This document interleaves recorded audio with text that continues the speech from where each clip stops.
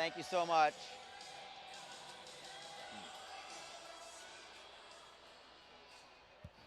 Good evening, ladies and gentlemen, and welcome to the Publix Rink for tonight's ECHL matchup between the Maine Mariners and your Jacksonville Icemen.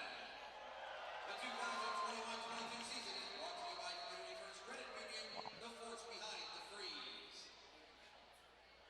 Now please turn your attention to the video What's board that? for tonight's scratches, brought to you by Performance Orthopedic and Spine. North Florida's only orthopedic and spine specialty hospital is located at Ascension St. Vincent Southside Hospital. Visit performanceorthospine.com for more information. I get it. For Maine, the Flyers will address this evening. Number 33, Calvin Booth. Number 4, Brendan Put on the gas, I say. Number 5, Yeah, we need some good luck from you. So, I Number feel 10, like you brought me Nick cool. Maxton. So let's make it Number happen. 21, Have fun tonight. Number 23, Alex Kyle. And number 24, Mark Olivier Duquette. And for your Icemen, the following players will not dress this evening. Number 1, Charles Williams. Number 14, Vlad Mikulchuk. Number 18, Troy Evingson. Number 24, Travis Howe. Number 28, Sean Giles. Number 39, Abbott Gerdukas. And number 74, Brendan Fortunato. The referee assigned to tonight's game by the ECHL is Andrew Rook. The linesmen for tonight's game are Cole Rui and Tana Wyanson. And now let's meet the starting lineup for the visiting Maine Mariners. Brought to you Oh, yeah. Both sides or just us? Just us? on defense, number 5, J.D. There you go. Greenway. Also on defense, number 11, Victor Berglund. Of course. Forward, number 9, Matthew Santos. At forward, number 29, Pascal Laberge. At forward, number 41, Justin Brazo. And in goal for the Mariners, number 35, Jeremy Broguer. Maine is coached by Ben Ite. The assistant is Terrence Wallen. Fans, at this time, turn your attention to the video board as we meet tonight's Knicks Wings kid of the game, Mason and Emerson Schroeder.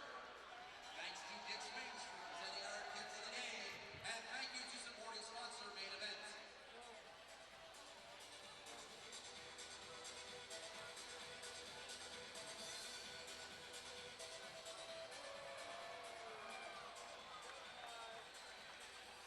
Iceman fans, get on your feet. It's time to welcome your leader to the ice.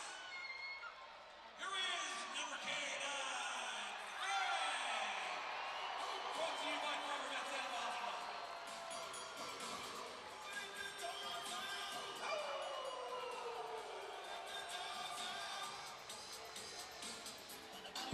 Fang's stick doesn't even have a blade on it. That's weird.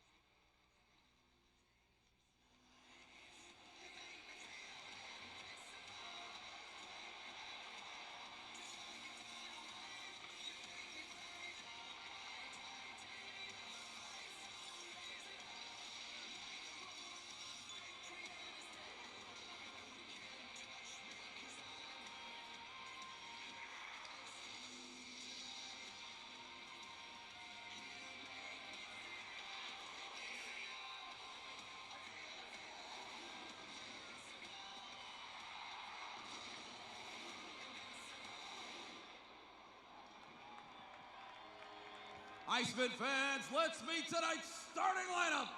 On defense, number 2, Jacob Friend. Also on defense, number 7, Kyle McKenzie. At forward, number 10, Christopher Brown. At forward, number 16, Derek Lodermeyer. At forward, number 22, Era Nazarian.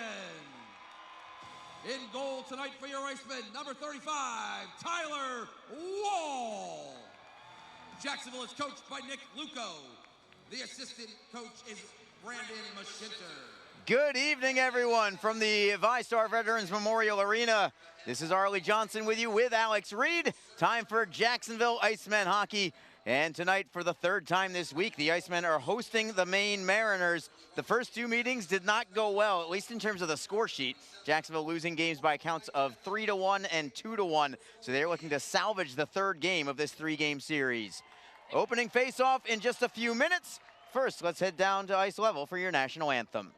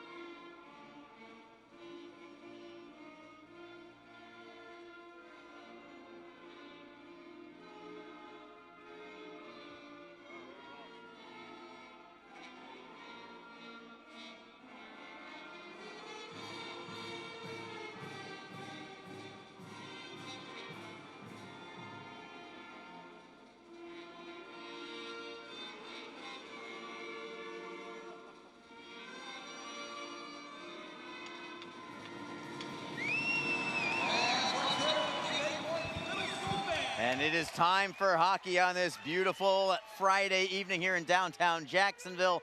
The Icemen pulling out all the stops, trying to snap this skid here at home. They have gone from their blue jerseys to their gray jerseys.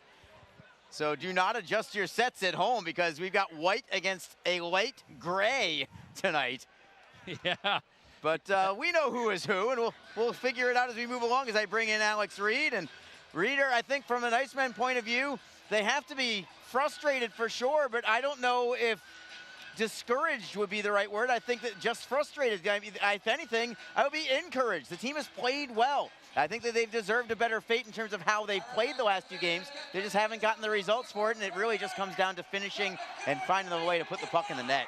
Well, at the end of the day, the question they ask is, you know, they don't ask how, they ask how many, and that's what Maine's done the job. They've scored just enough, but you know, from the Icemen, you know, they are. I mean, you look at their record, you look at how they just haven't had the puck bounce their way. They've been playing well defensively. They are sound, and they're getting a lot of accolades for it. When you look at the numbers, that's not lying. Other teams are noticing and noticing that part of it, but again, they're just not getting the puck to go in. They outshot Maine 19-1 in that third period. They were all over Maine, but hats off to Boutier there to come away with the big win. Everything but the game-tying goal last night in the third period, a 2-1 defeat ultimately. As we come back to play, the puck is in the neutral zone, and the Mariners have it. It is Justin Brazeau in the high slot. Rister is deflected over the glass and out of play. Behind the net of goaltender Tyler Wall tonight. Wall played well on Tuesday morning, and again, for any player, but I think even in particular for a goaltender, gotta be tough to play in a 10:30 a.m. game, but he played a pretty solid game that day, allowed only 2 goals. There was an empty netter involved. He's 0-2 on the year, but a goals against average only 2.56, and that, you know, is attributable to what you were just saying about the team being pretty airtight on defense in the early going this year. Yeah, and you know, with him, you know, he came into that first game in Greenville on the road. He hadn't played in a month and a half. You know, he didn't have the best game early on, but boy, I thought he got stronger. He settled in. The rust was shaken off, and I thought he carried that over in Tuesday morning's game. Mariners have the puck in the Jacksonville zone, trying to get the pass to the top of the right circle. It is knocked away by Jacksonville, but not cleared yet. Held in by the Mariners, centering pass. Really more of a bank shot. It went off the side of the net, off the stick of Cameron Askew. Mariners now at the blue line, and Wall forced to make a save from distance on the wrister from Bryson Martin. And Maine gets a bit of a push in the early going. So again, Jacksonville, for the first time this year, we see them in their gray jerseys. I don't know what's home or road or what anymore. We're just going to go with gray jerseys with the cobalt blue. Well, if you remember last year, I mean, really, this was the Icemen's lighter colored jersey. Yes. They never wore the whites one time last year. Not once. And then they wore the blues and obviously the array of specialty jerseys that the team would wear. But, you know, this year the Icemen are wearing the whites again. So the options are, if you don't have a specialty jersey, you're either wearing the blues and you're wearing the grays. The Icemen threw 19 shots on goal the other night, and maybe they just want to change it up, not certain. But so this is just the alternate jersey, I guess, and really it was its really pure intention. And I think some of it is, let's just mix it up tonight. Absolutely. Well, there's one other thing that they did to mix it up, and it actually involved you. We'll get to that in a moment, maybe at the next whistle. Meanwhile, the Mariners have it behind the Jacksonville net. Turning and throwing it right through the blue paint was Devin Paliani. Nobody home, and it comes up high to the Icemen. It is Luke Lynch getting it to the red line, but no further than that. And Romano will flip it in on the forehand, back behind Tyler Wall's net. Jacob Panetta takes a hit in order to work it free for Lynch. Elmer lofts it out to center ice, and the Mariners once more in control.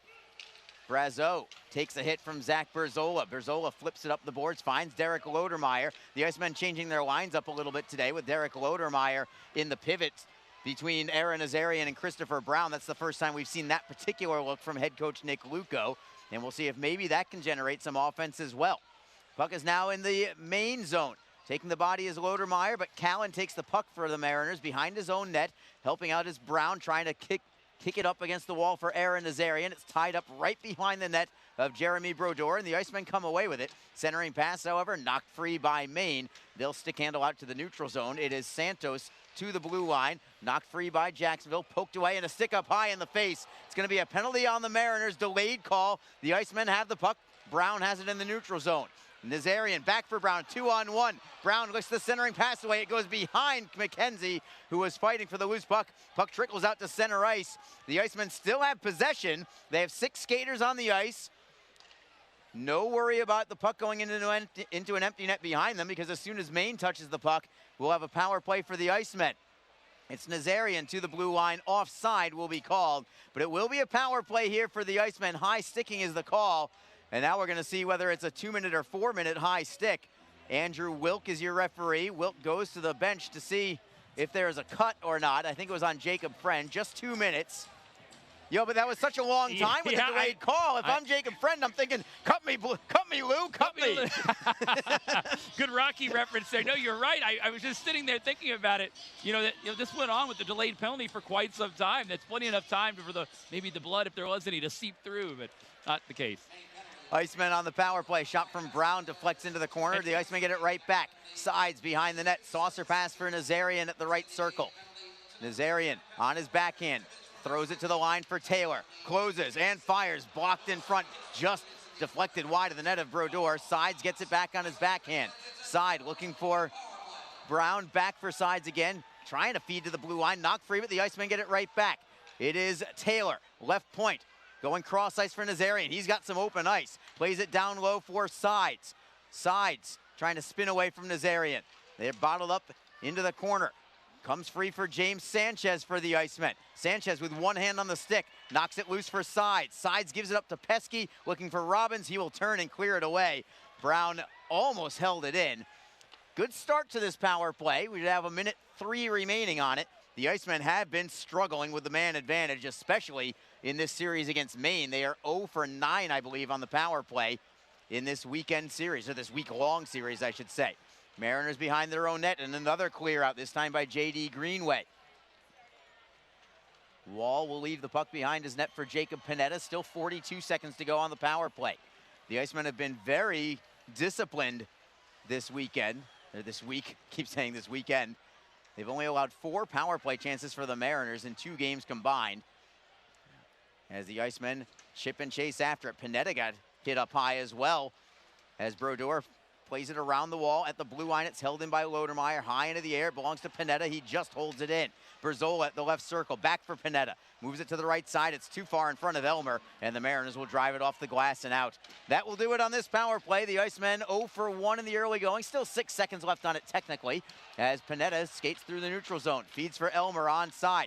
Leaving it for Howardchuk. Button hooks at the goal line. Got spilled on the play. Icemen hold it in. It is Elmer behind the net. We've got a whistle. What's the call? Hand pass. Hand pass against the Icemen. Yeah, the linesman on the far side Cole Rui there. He came in and signaled the hand pass there. He saw it. He had probably the best sight of it. The other officials were trying to get in position, and he was across the way just kind of watching it. Saw a clear little move ahead there with the hand. I missed it. So teams back at 5-on-5. Don't want to leave all you guys in the audience hanging for what else was shaken up a little bit in the locker room. Reader, at the next whistle, we will get to that. This is a tease in the business, I think is what they call it. That it is. Icemen in possession in the main zone. It's stripped away, however. It might be a little overblown. This tease might just. We're really setting it up. That's true. Yeah. Icing call. All right, go. Reader, so they don't have to wait any longer. What happened? Well, obviously before every game, the team, somebody reads the starting lineup in the locker room. Today I was tabbed to do it. We had to get things going. It was me. I got to read the lineup here today. That's so good. Yeah, so I got the guys fired up. I knew they called in the big guns for this, but I did it a few times last year, and it was it was good. But hey, the rule is though, if you do it, you continue to do it until streaks are broken. Absolutely. So, I mean, I fully expect you to be down there on Tuesday evening after the Icemen win tonight. I'm planning to do it tomorroh. There in Estero. Oh, that's true, on the road. I wasn't even thinking about the road game. Yeah, let's keep this going here. All right, there's the tease. I hope that built up to all the expectations that all of you listeners had out there. I'm certain it was. There's no question in my mind. It is 0-0. 14:09 to go in the first period. Just in the early going, the Icemen did have a power play. They did not capitalize. Puck is in the neutral zone, and the Mariners possess. It is Pesky, D-to-D for Michael Kim, a pair of former Icemen from last year, now that they're defensive partners for the Mariners. Maine brings it in deep.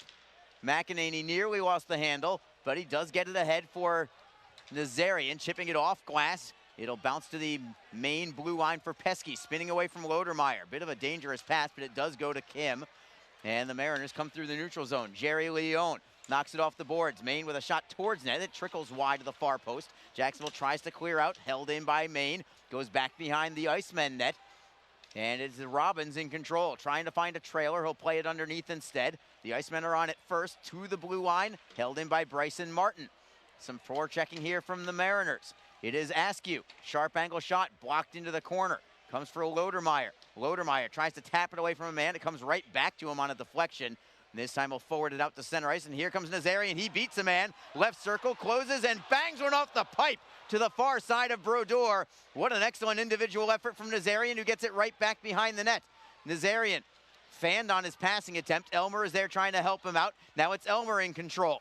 Elmer to the left faceoff circle, goes cross ice for Panetta, goes off of his skate, and the Mariners get it back out to center ice. Jacksonville with possession once more. Elmer took a slash on the hand as he holds onto the puck. 12:38 to go in the first period. Still no score. Aaron Nazarian very nearly changed that with a snapshot off the pipe to the glove side. Now another sharp angle shot from Lynch. That goes wide at the blue line. Excellent hustle from Kyle McKenzie to hold in for Jacksonville. It's Elmer behind the net at the end of a long shift for him.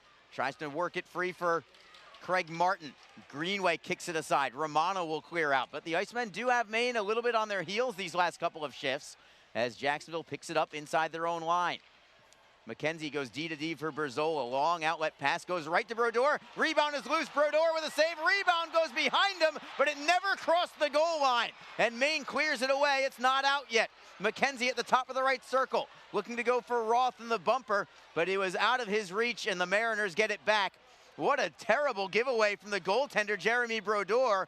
It was a clearing attempt on net from center ice, and he put it right out in front of him, right between the hash marks, and Jacksonville were on the puck first. I think it was Lynch who got the shot, and it broke free from Brodeur, but it could not get enough steam to go over the goal line, and Maine ultimately cleared it away. Now it's the Mariners with it. Wrist shot, great save by Wall. Rebound for Brazeau. He'll take a shot and miss the net.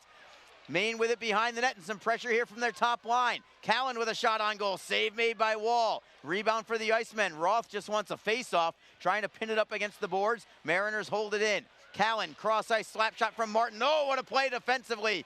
That time it was by Ben Howarchuk. Mariners hold it in. Howarchuk had a big blocked shot there as the Icemen finally get possession. Playing it cross-ice is Sanchez for Howarchuk. Howarchuk accelerating through the neutral zone. He'll backhand in, and the pace is really starting to pick up with 10:50 to go in the first period of a scoreless game. Offside against Maine. And the clock stops with 10:45 to go. Chances for each club. Jacksonville's had numerous opportunities to take the lead, but we stay at 0-0 in the early going. This is Jacksonville Icemen hockey.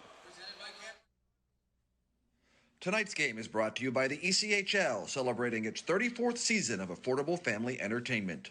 The ECHL would like to recognize the following league sponsors: AMI Graphics, official signage provider; Athletic Knit, official jersey supplier; Baron Rings, official championship ring supplier; BFL Canada Insurance and Sutton Special Risk, sponsors of the 2022 ECHL Hall of Fame induction ceremony; Flow Sports, the exclusive streaming provider of the ECHL; Geico, official auto insurance of the ECHL; The Fairley Group, official commercial insurance provider; Handbid, the official mobile auction app; Honig's, the official partner of the ECHL officiating team; Howie's Hockey Tape, official hockey tape and lace provider; In Glasgow, official puck provider; My Grey Group, your source for game-worn jerseys; Sideline Swap, official online marketplace of the ECHL; and Warrior, exclusive on-ice equipment provider of the ECHL and title sponsor of the 2022 ECHL All-Star Classic.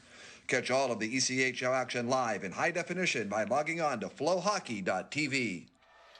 Scoreless game mid-first period. Jacksonville flips it out of their own zone. Too soft for icing, and the Mariners track it down in front of their goaltender.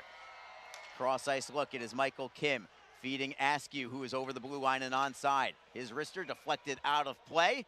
Cameron Askew had the game-winning goal yesterday at the midway point of the second period. A very controversial goal, not in terms of whether the puck went in the net or not. That certainly was not the case. It was a non-call from tonight's referee, Andrew Wilk, that really had a direct impact, not anything indirect about it. It had a direct impact on what appeared to be a blatantly obvious penalty call. And, we're as non-committal and unbiased as they come up here, especially compared to some other announcers around here, Reader. But that one seemed pretty clear and obvious. It was, without question, and I think a lot of people would agree with that. And the Icemen, though, they still had 5 other power plays in the game. They were unable to convert. It was a tight game. That's on them. They've got to convert on some of those. Right. But you're right. What was tough about that was the fact that it was an obvious call, and then it did keep the puck in the zone, and then Maine scored just seconds later, and that ended up being the ultimate game winner. So just a tough pill to swallow, but the Icemen certainly had their opportunities to do something about it. Shot from Shea is blocked. Elmer got a poke check on it, and the Icemen come away with possession. McEnany outlet pass picked off by Maine. They hold it in on the turnover. Big block that time by Jeff Taylor as Kim holds it in. Rister on goal. Blockered aside by Wall. Lodermeyer knocks it free for McEnany. And the Icemen really having some trouble getting out of their own zone. Finally, it is Elmer ahead for Martin. He's onside 2-on-2 with Taylor. Martin leaves it for Taylor. They try to crisscross. Taylor a shot on net. And the save is made by Brodeur. He'll hang on and take the faceoff. And another break in the action with 9:27 to go in period number 1. It stays Jacksonville nothing, Maine nothing. This is Jacksonville Icemen hockey. Don't forget, this game is being streamed live around the world today. Go to flowhockey.tv to catch all of the Icemen action and archived footage of the event. Flow Hockey is the live streaming home for the Icemen. Get the Flow Sports iOS and Android apps to watch the event live and on the go. Upgrade to a pro subscription, and you can gain access to premium content on all Flow Sports sites. This includes more than 1,000 live events, original documentaries, exclusive training, and technique videos, and much more. Follow Flow Hockey on Twitter, Facebook, Instagram, and YouTube to get the latest news and updates from the Icemen and other upcoming Flow Hockey events. Flowhockey.tv, the new streaming home of the Jacksonville Icemen and the ECHL. Best Bet Jacksonville and Orange Park are open and excited to bring you the best in poker, simulcast wagering, cocktails, sushi, and more. Visit bestbetjacks.com for more information. Best Bet, experience the best. Faceoff is going to be in the Mariner zone. Ben Howardchuk on the faceoff for Jacksonville. Opposing him, Matthew Santos. Mariners win it. LeBears tries to find an open man, and he does in J.D. Greenway. Greenway with an outlet pass. That's by everybody. Will it reach icing? Not quite. Jacob Friend was in there ahead of the play, so we'll play on, but Jacksonville has the puck. At center, it is Howardchuk taking a hit up high from Greenway. Greenway, a very tall, rangy defenseman, 6'5", 212. No surprise if you know his brother Jordan Greenway for the Minnesota Wild. He's about the same build, just plays forward instead of defense for Minnesota. Icemen with it in the neutral zone. Howardchuk receives that pass well. He's all by himself for the time being. He just wants to try and get the puck in deep. Couldn't do it. He had 3 men on him. Mariners, however, come back the other direction and are called for offside. Just as I had mentioned that there was some pretty good pace and flow going to the game, ever since then it's been exceptionally choppy. Seems like we're getting a whistle about every 15, 20 seconds right now. You know, I remember a couple of years ago, I would always comment on the fact that play would go on for 3 or 4 or 5, 6 minutes without a whistle. I would always comment on it, and within seconds it would happen. So it got to the point where I would, call the action and say, I'd mention it, and I say, that's usually the recipe for a whistle, and it happens most of the time. So there you go. That's my jinx on it. I like it. Nazarian just tried to go spinorama and actually got a soft shot on net, and he does force the turnover with the help of Christopher Brown. Nazarian gets it back at the line, not quite able to hold it in. Nazarian, of course, had maybe the goal of the year last year on a spinorama play going the other direction. Well, this time he tried to go spinorama to the backhand, but it was very softly on net. Brodeur with the easy stick save. Nazarian gets it right back in the high slot, trying to go behind the back. Picked off by Maine. Here they come 2-on-1 the other way. Now it's 3-on-1. Askew left circle. Rister, save is made. Rebound comes to the Icemen. Now they will try and work in the other direction. Very well done by Tyler Wall. Positional save on a 3-on-1. And I'm not sure who the defenseman was there. I'm not sure if you caught it or not, Reader, but whoever it was, I thought did a sensational job taking away the passing lane and forcing Robbins to take that shot. I thought it might have been McEnany, if I'm not mistaken, or Taylor. Couldn't tell. You're right, but you're right. He did a great job there just to get in front of it and really kind of disrupt any option of going across, forcing the shooter to shoot. Icemen 2-on-2, sides over the blue line, waits for help. Goes cross ice, it goes off a skate and out to the red line. McEnany is there for Taylor. D to D once more. It is McEnany on the right wing side. Lynch tries to redirect in. He got deflected right back to him. Still can't get it in deep. It's tied up right along the main penalty box doors. And it's the Mariners who will play it into Jacksonville's end. 7:08 to go in the first period. Still 0-0. McEnany rims it around behind the net of Brodeur, who stays in his crease. Comes free to the corner for Jacksonville first on it. Tries to knock it loose. Mariners are in control. Brazeau with a blind pass, but it connects to LeBerge at center ice. Over the blue line, it is Callan starting the rush. Wrist shot kicked away. Excellent right skate save there by Wall. A shot from Maine now gets deflected into the corner. Howardchuk lifts a stick from a Maine player, knocks it free and moves it to the right wing side for Elmer. Elmer beats his man wide, cuts towards net, gets a shot away, loose in the top of the circle, and the Mariners pull it away. That could have been a hooking call on Maine as well. None coming. It's going to be a delayed offside here for Jacksonville, but superb speed there from Jake Elmer to really make that a dangerous situation. Yeah, he's got some wheels. I mean, he just turned on the afterburners there, got a step on his man. Maybe didn't come in at the angle he would prefer, maybe a little bit more in the middle. But again, creating the chances, that's going to be the name of the game for Jacksonville. And it was all speed from Elmer. Puck at center ice, offside on the Icemen. Derek Lodermeyer in ahead. Very curious about the tweaking of the lines from the Icemen tonight. Most notably, I want to see if Derek Lodermeyer provides some offense, not only for himself, because he's had a slow start, at least in terms of point production, but I want to see if he gets Aaron Nazarian and Christopher Brown kind of off on their way too. They started hot, but they've cooled off themselves lately, as has really the rest of the team. Yeah, they have. It's the first time we've seen these three kind of put together on a line here, and again, a group that was all there last season, and just a little shake-up here for all of them. Lodemeyer, boy, he had 15 goals last year as a rookie, always was in the right spot.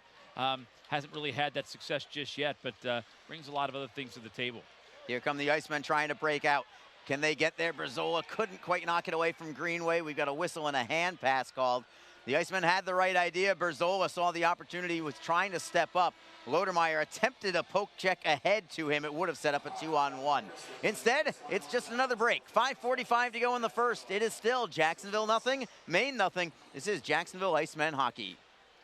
The 2022 Warrior ECHL All-Star Classic is coming to Jacksonville. Join us for this fun, multi-day hockey celebration and watch your Jacksonville Icemen take on the Stars of tomorrow. The fun begins on Sunday, January 16th with the Fan Fest presented by Hodges Mazda. There'll be a live music, interactive games, a Hall of Fame ceremony, and a chance to meet the players. Then on Monday, January 17th, your Icemen go head-to-head against the ECHL All-Stars in the Warrior ECHL All-Star Game. All-Star Game and Fan Fest ticket packages are currently available for your family or business. Contact the Icemen at 904-602-PUCK. That's 904-602-7825 or visit us online at jacksonvilleicemen.com. Just be in control. With free interest checking and great digital tools, Community First makes smarter banking simple. Add an account at justbeyourself.com. Community First Credit Union. Just be yourself. Federally insured by NCUA. With Alex Reed, Arlie Johnson with you for Jacksonville Icemen hockey. Thank you so much for listening in, not just tonight, but throughout the course of the season. Home, road, neutral ice, if we ever have one of those games, wherever we may be. We are worldwide here on flowhockey.tv. No score between Jacksonville and Maine. Here come the Icemen. Lodermeyer over the blue line. Brown with a one-timer. Save. Rebound. Score! Jeff Taylor has put the Icemen up top 1-0, just as he did 2 days ago with 5:28 to go in the first period. Excellent net drive from Christopher Brown, and Jeff Taylor polishes it off with the rebound.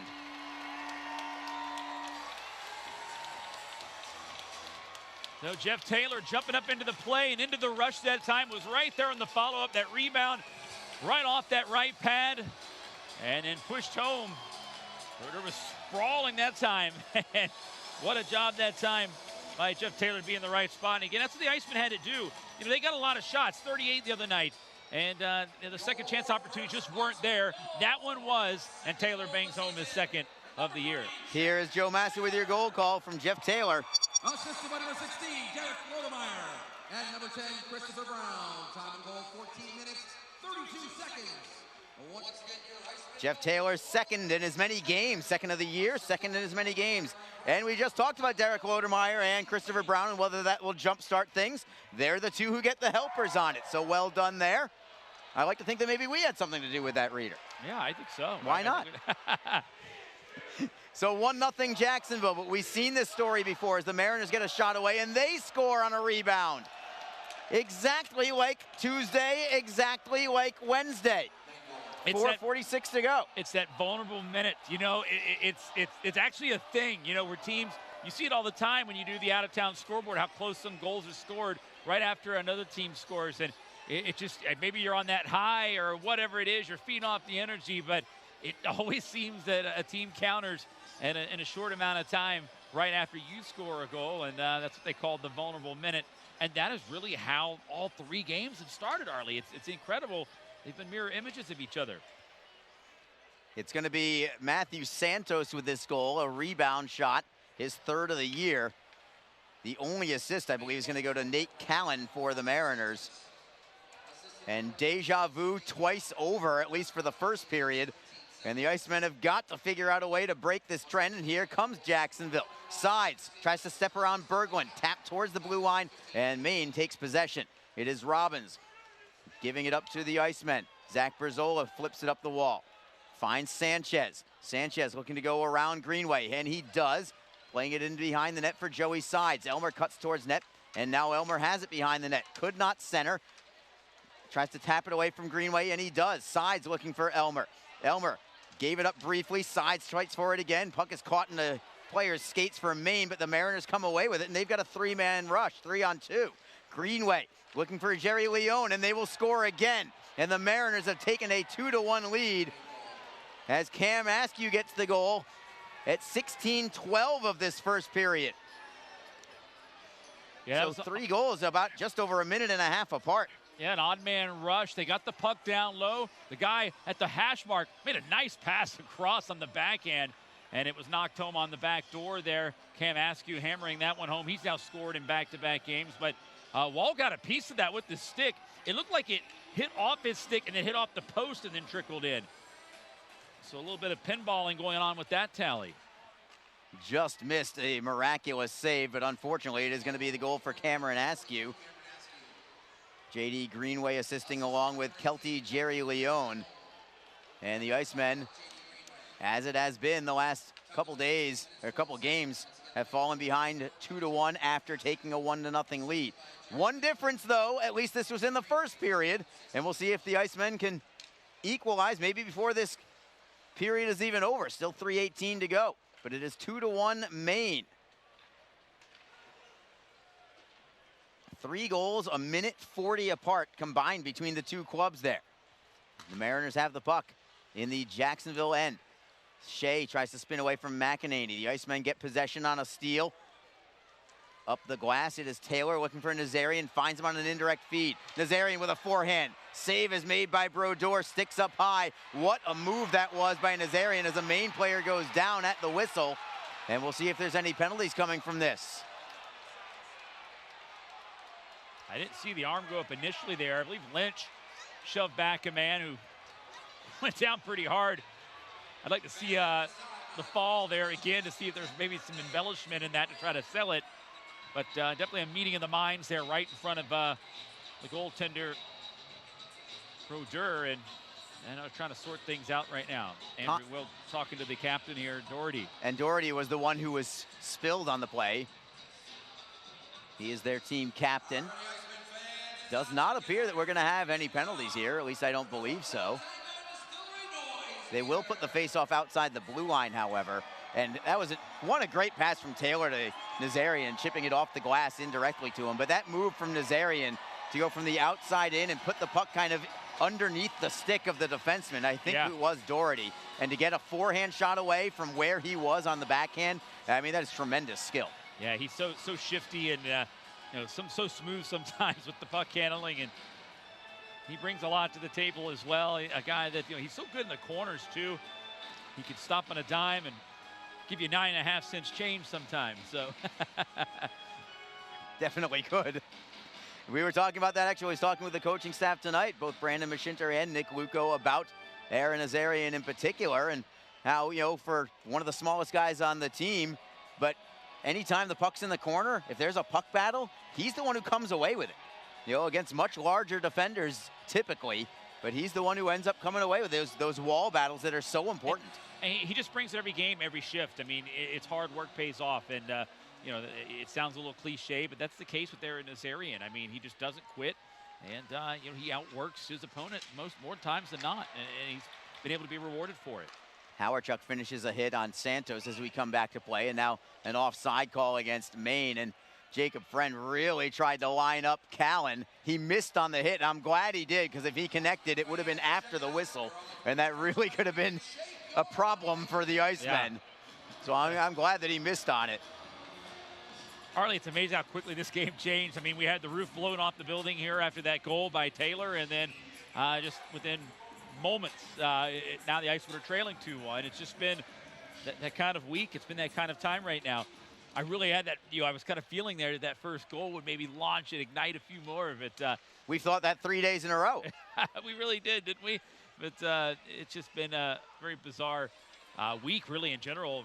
All 3 games so far between these two teams. They don't see each other very often, but it's been interesting and a little odd at times. Yeah, it's been a very peculiar week. There's no doubt about it. Now, I think most everybody in the locker room for Jacksonville and outside of the locker room would think that the Icemen actually outplayed Maine both Tuesday and Wednesday, but they just could not figure out how to get that puck on, in the net often enough. Just 1 goal both Tuesday and Wednesday, but out shooting Maine both times severely on Wednesday as the Icemen get a long outlet pass away, but it's picked off by Kim. Mariners with it at center ice. Askew onside, poke checked away by Jacksonville. Good step up by Berzola, and Kim tracks it down inside his own line. Working it D to D for Pesky. Outlets it for Jerry Leone, who deflects behind the net of Tyler Wall. Nothing that Wall could have done for either Maine goal. As the Icemen have it back at center ice. Nazarian with 5 men back for Maine, but Nazarian gets by all of them, takes it behind the net. Now it's poke checked away by Greenway, and the Mariners will skate through the neutral zone. Paliani gains the red line before a forehand in deep. McEnany gets ridden off the play, but Lodermeyer's there to help him out. Lodermeyer for Brown, cross ice look for Nazarian, tries to kick it to himself. Goes off a leg, and it comes free for Jacksonville. They're onside. Brown beats a man wide, tries a sharp angle shot. Save is made, rebound is covered. Brodeur had that net completely covered up. Now Greenway staring down at Aaron Nazarian. That's about an 8-inch difference in height. Greenway just trying to stare him down. But you are not going to intimidate Aaron Nazarian, I promise you that. No, I don't know what it is these gaining a lot of attention. I guess I know what it is. He had 53 points. He's leading scorer. They're going to key in on him. But I recall, and there's a little bit of a punch there in front of the Maine bench, right into the jaw of Jacob Friend. Nobody saw that one, but it just kind of snuck in there that time. But, really, he garners a lot of attention, and some big guys have kind of gone at him. I remember opening night, John McCarron, the captain of the Everblades. He's a 6'5" guy. He and Nazarian were kind of getting after it there a little bit. So two completely different body heights and shapes there. But, again, he is drawing a little bit more attention this year. He's no longer that surprised, Arlie. No, not at all. He is not a mystery anymore as the Mariners clear it away. Icemen had a little bit of pressure there as we are approaching the final minute of period number 1. The Icemen trailing 2-1. Jacksonville has the puck in their own end. It is Jacob Friend up the middle, connects with Howarchuk. He's 2-on-2 with Roth. Howarchuk trying to go wide on Martin. He'll be forced to the far side wall, tries the pass to the high slot, but that's intercepted by Justin Brazeau, and the Mariners counter with a 4-man attack. LeBerge for Doherty. Rister in a screen is blocked by the Icemen. They have numbers if they can get the puck up ice. Roth takes a hit, got it to center ice, comes back with Lodermeyer. Roth over the blue line onside. Maine now has numbers back. Lodermeyer trying to keep the play along the boards, at least keep it in the zone. Berzola got a piece of it. It goes off the top of the glass and ends up in the penalty box. And it ends up in the visitor's box.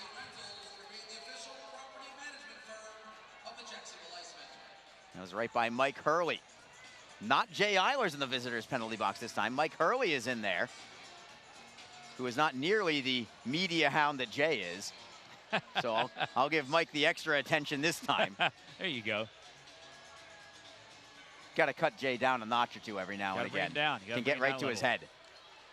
Mariners win the faceoff in their own zone. They get it to center. 18 seconds to go in the period. Jacksonville deflects right back in. Hustling after on the forecheck is Brown, but the Mariners have it first. Pesky double team. The Icemen get the steal. 10 seconds to go in the period.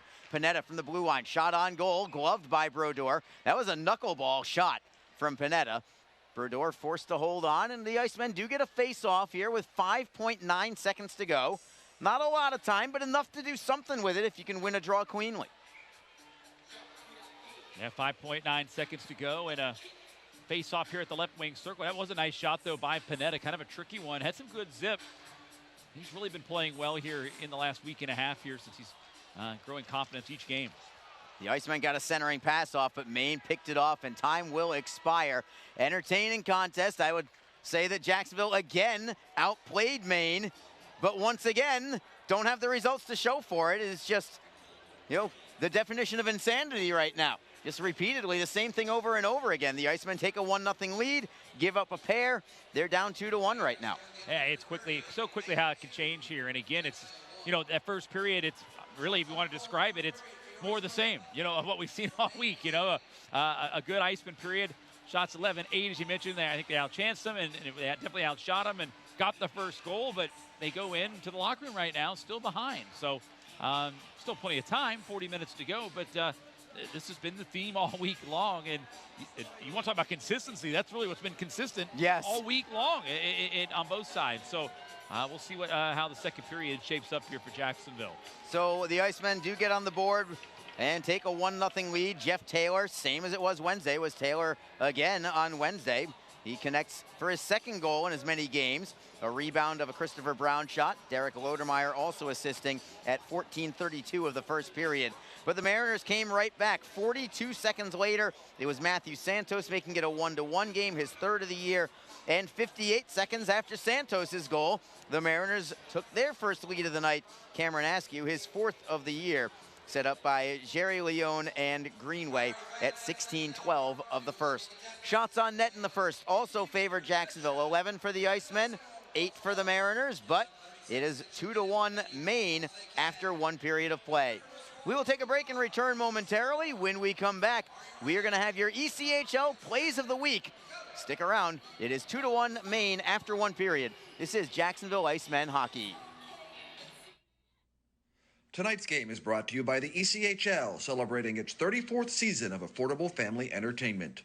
The ECHL would like to recognize the following league sponsors: AMI Graphics, official signage provider; Athletic Knit, official jersey supplier; Baron Rings, official championship ring supplier; BFL Canada Insurance and Sutton Special Risk, sponsors of the 2022 ECHL Hall of Fame induction ceremony. Flow Sports, the exclusive streaming provider of the ECHL. Geico, official auto insurance of the ECHL. The Fairley Group, official commercial insurance provider. Handbid, the official mobile auction app. Honig's, the official partner of the ECHL officiating team. Howie's Hockey Tape, official hockey tape and lace provider. In Glasgow, official puck provider. My Grey Group, your source for game-worn jerseys. Sideline Swap, official online marketplace of the ECHL. And Warrior, exclusive on-ice equipment provider of the ECHL and title sponsor of the 2022 ECHL All-Star Classic. Catch all of the ECHL action live in high definition by logging on to flowhockey.tv. Just be positive. Your Community First Mortgage champions make sure you get a great rate, a quick close, and can save you about $3,000 in closing costs. Apply at communityfirstfl.org. Community First Credit Union. Just be yourself. Federally insured by NCUA, Equal Housing Lender. Don't forget, this game is being streamed live around the world today. Go to flowhockey.tv to catch all of the Icemen action and archived footage of the event. Flow Hockey is the live streaming home for the Icemen. Get the Flow Sports iOS and Android apps to watch the event live and on the go. Upgrade to a pro subscription and you can gain access to premium content on all Flow Sports sites. This includes more than 1,000 live events, original documentaries, exclusive training and technique videos, and much more. Follow Flow Hockey on Twitter, Facebook, Instagram, and YouTube to get the latest news and updates from the Icemen and other upcoming Flow Hockey events. Flowhockey.tv, the new streaming home of the Jacksonville Icemen and the ECHL. Best Bet Jacksonville and Orange Park are open and excited to bring you the best in poker, simulcast wagering, cocktails, sushi, and more. Visit bestbetjacks.com for more information. Best Bet. Experience the best. The 2022 Warrior ECHL All-Star Classic is coming to Jacksonville. Join us for this fun, multi-day hockey celebration and watch your Jacksonville Icemen take on the stars of tomorrow. The fun begins on Sunday, January 16th with the Fan Fest presented by Hodges Mazda. There'll be a live music, interactive games, a Hall of Fame ceremony, and a chance to meet the players. Then on Monday, January 17th, your Icemen go head-to-head against the ECHL All-Stars in the Warrior ECHL All-Star Game. All-Star Game and Fan Fest ticket packages are currently available for your family or business. Contact the Icemen at 904-602-PUCK. That's 904-602-7825, or visit us online at jacksonvilleicemen.com. Just be in control. With free interest checking and great digital tools, Community First makes smarter banking simple. Add an account at justbeyourself.com. Community First Credit Union. Just be yourself. Federally insured by NCUA. Fans, when you're feeling the freeze, you can grab your Icemen gear at the Icemen Team Shop. Just visit jacksonvilleicemen.com/merch to visit our online store. You can purchase Icemen team jerseys, t-shirts, hats, pucks, kids gear, and much more. If you're at the game, you can also stop by our merchandise kiosk located in the arena concourse. If you're located out of town but want to show your support for the Icemen from afar, shipping options are available. So visit jacksonvilleicemen.com/merch to get your Icemen swag today. Just be confident. Community First makes smarter banking simple so you can relax, knowing you're managing your money the right way. Yours. Visit justbeyourself.com. Community First Credit Union. Just be yourself. Federally insured by NCUA. From across America's premier AA hockey league, this is the ECHL Plays of the Week. High slot, slap shot, off the glove, and in! Now toward the net, he scores! Right there, he scores! Slip that out to the blue line, shot, score! Rodney scores! Scores! It's rewrite the record book! It's a hat trick! He skates in over the line, Deeks shoots, in the slot, shot, save, game is over! Hello everyone, and welcome back to another edition of the ECHL Plays of the Week. I'm Colin Shuck, the voice of the Idaho Steelheads and your host as we look back at the week that was across the league. As the temperatures have dropped, the action is heating up as the first teams reach double-digit games. Entering the week in one of the warmer ECHL cities, Tyler Bird was returned to the Orlando Solar Bears from the Syracuse Crunch after signing an AHL contract just before opening night.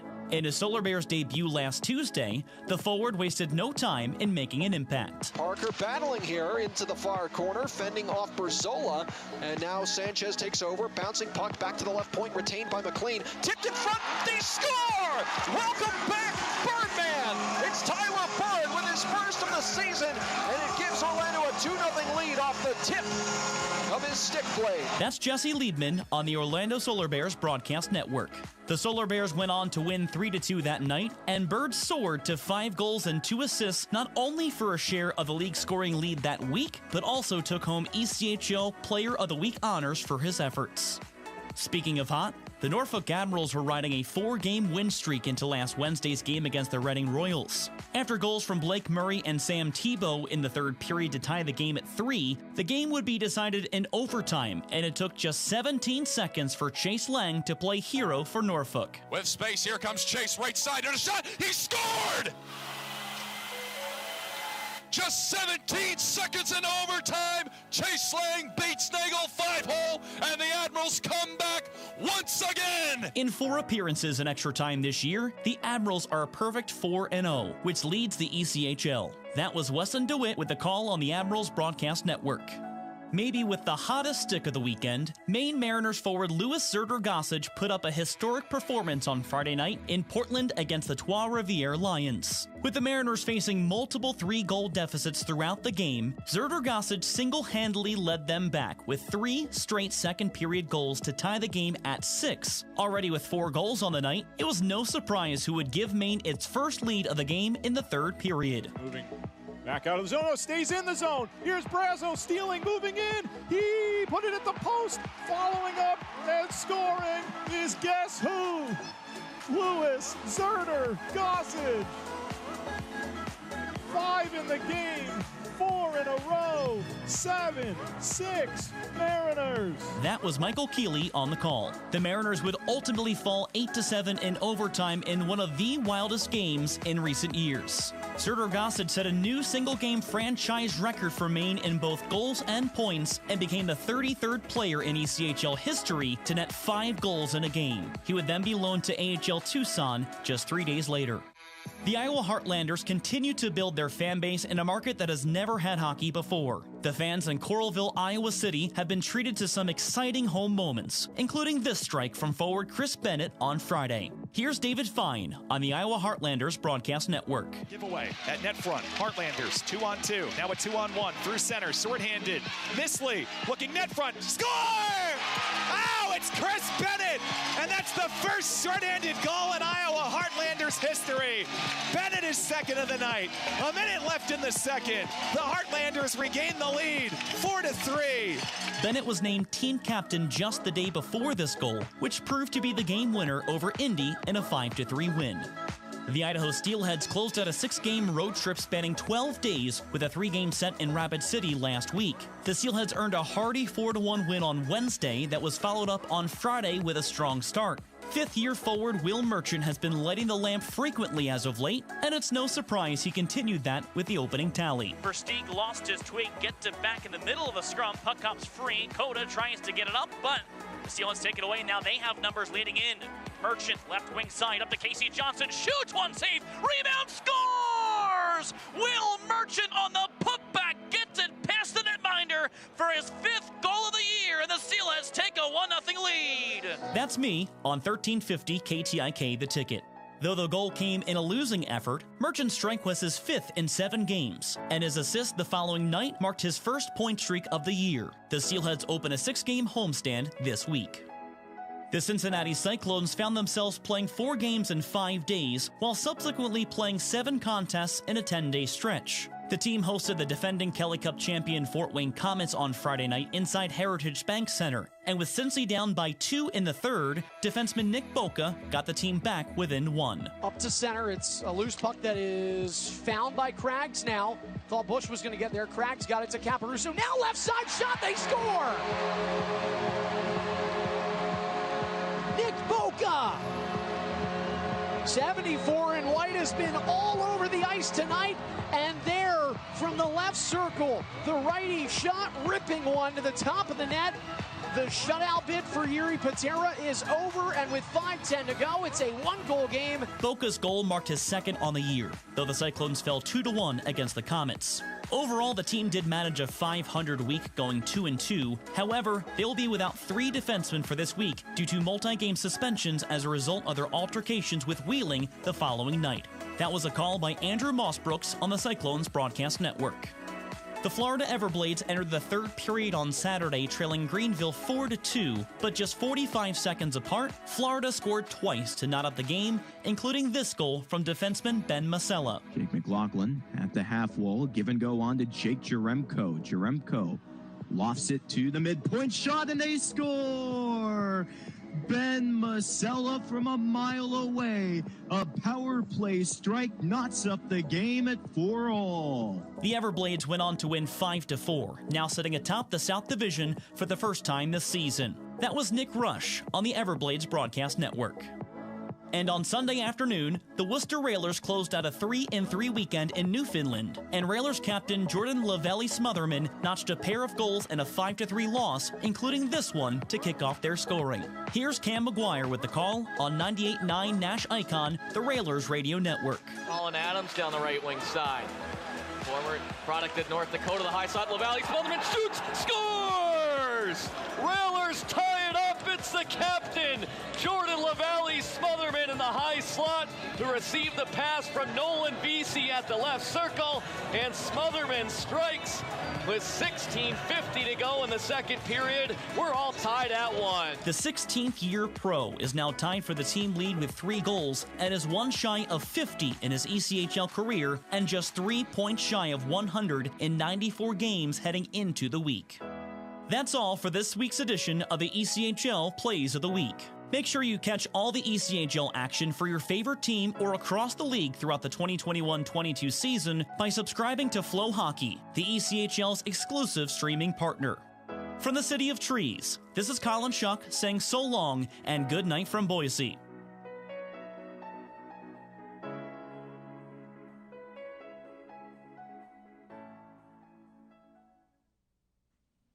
Tonight's game is brought to you by the ECHL, celebrating its 34th season of affordable family entertainment. The ECHL would like to recognize the following league sponsors: AMI Graphics, official signage provider; Athletic Knit, official jersey supplier; Farron Rings, official championship ring supplier; BFL Canada Insurance and Sutton Special Risk, sponsors of the 2022 ECHL Hall of Fame induction ceremony; Flow Sports, the exclusive streaming provider of the ECHL; Geico, official auto insurance of the ECHL; The Fairley Group, official commercial insurance provider; Handbid, the official mobile auction app; Honig's, the official partner of the ECHL officiating team; Howie's Hockey Tape, official hockey tape and lace provider; In Glasgow, official puck provider; My Gray Group, your source for game-worn jerseys; Sideline Swap, official online marketplace of the ECHL; and Warrior, exclusive on-ice equipment provider of the ECHL and title sponsor of the 2022 ECHL All-Star Classic. Catch all of the ECHL action live in high definition by logging on to flowhockey.tv. Just be positive. Your Community First Mortgage champions make sure you get a great rate, a quick close, and can save you about $3,000 in closing costs. Apply at communityfirstfl.org. Community First Credit Union. Just be yourself. Federally insured by NCUA, Equal Housing Lender. Don't forget, this game is being streamed live around the world today. Go to flowhockey.tv to catch all of the Iceman action and archived footage of the event. Flow Hockey is the live streaming home for the Icemen. Get the Flow Sports iOS and Android apps to watch the event live and on the go. Upgrade to a pro subscription and you can gain access to premium content on all Flow Sports sites. This includes more than 1,000 live events, original documentaries, exclusive training, and technique videos, and much more. Follow Flow Hockey on Twitter, Facebook, Instagram, and YouTube to get the latest news and updates from the Icemen and other upcoming Flow Hockey events. Flowhockey.tv, the new streaming home of the Jacksonville Icemen and the ECHL.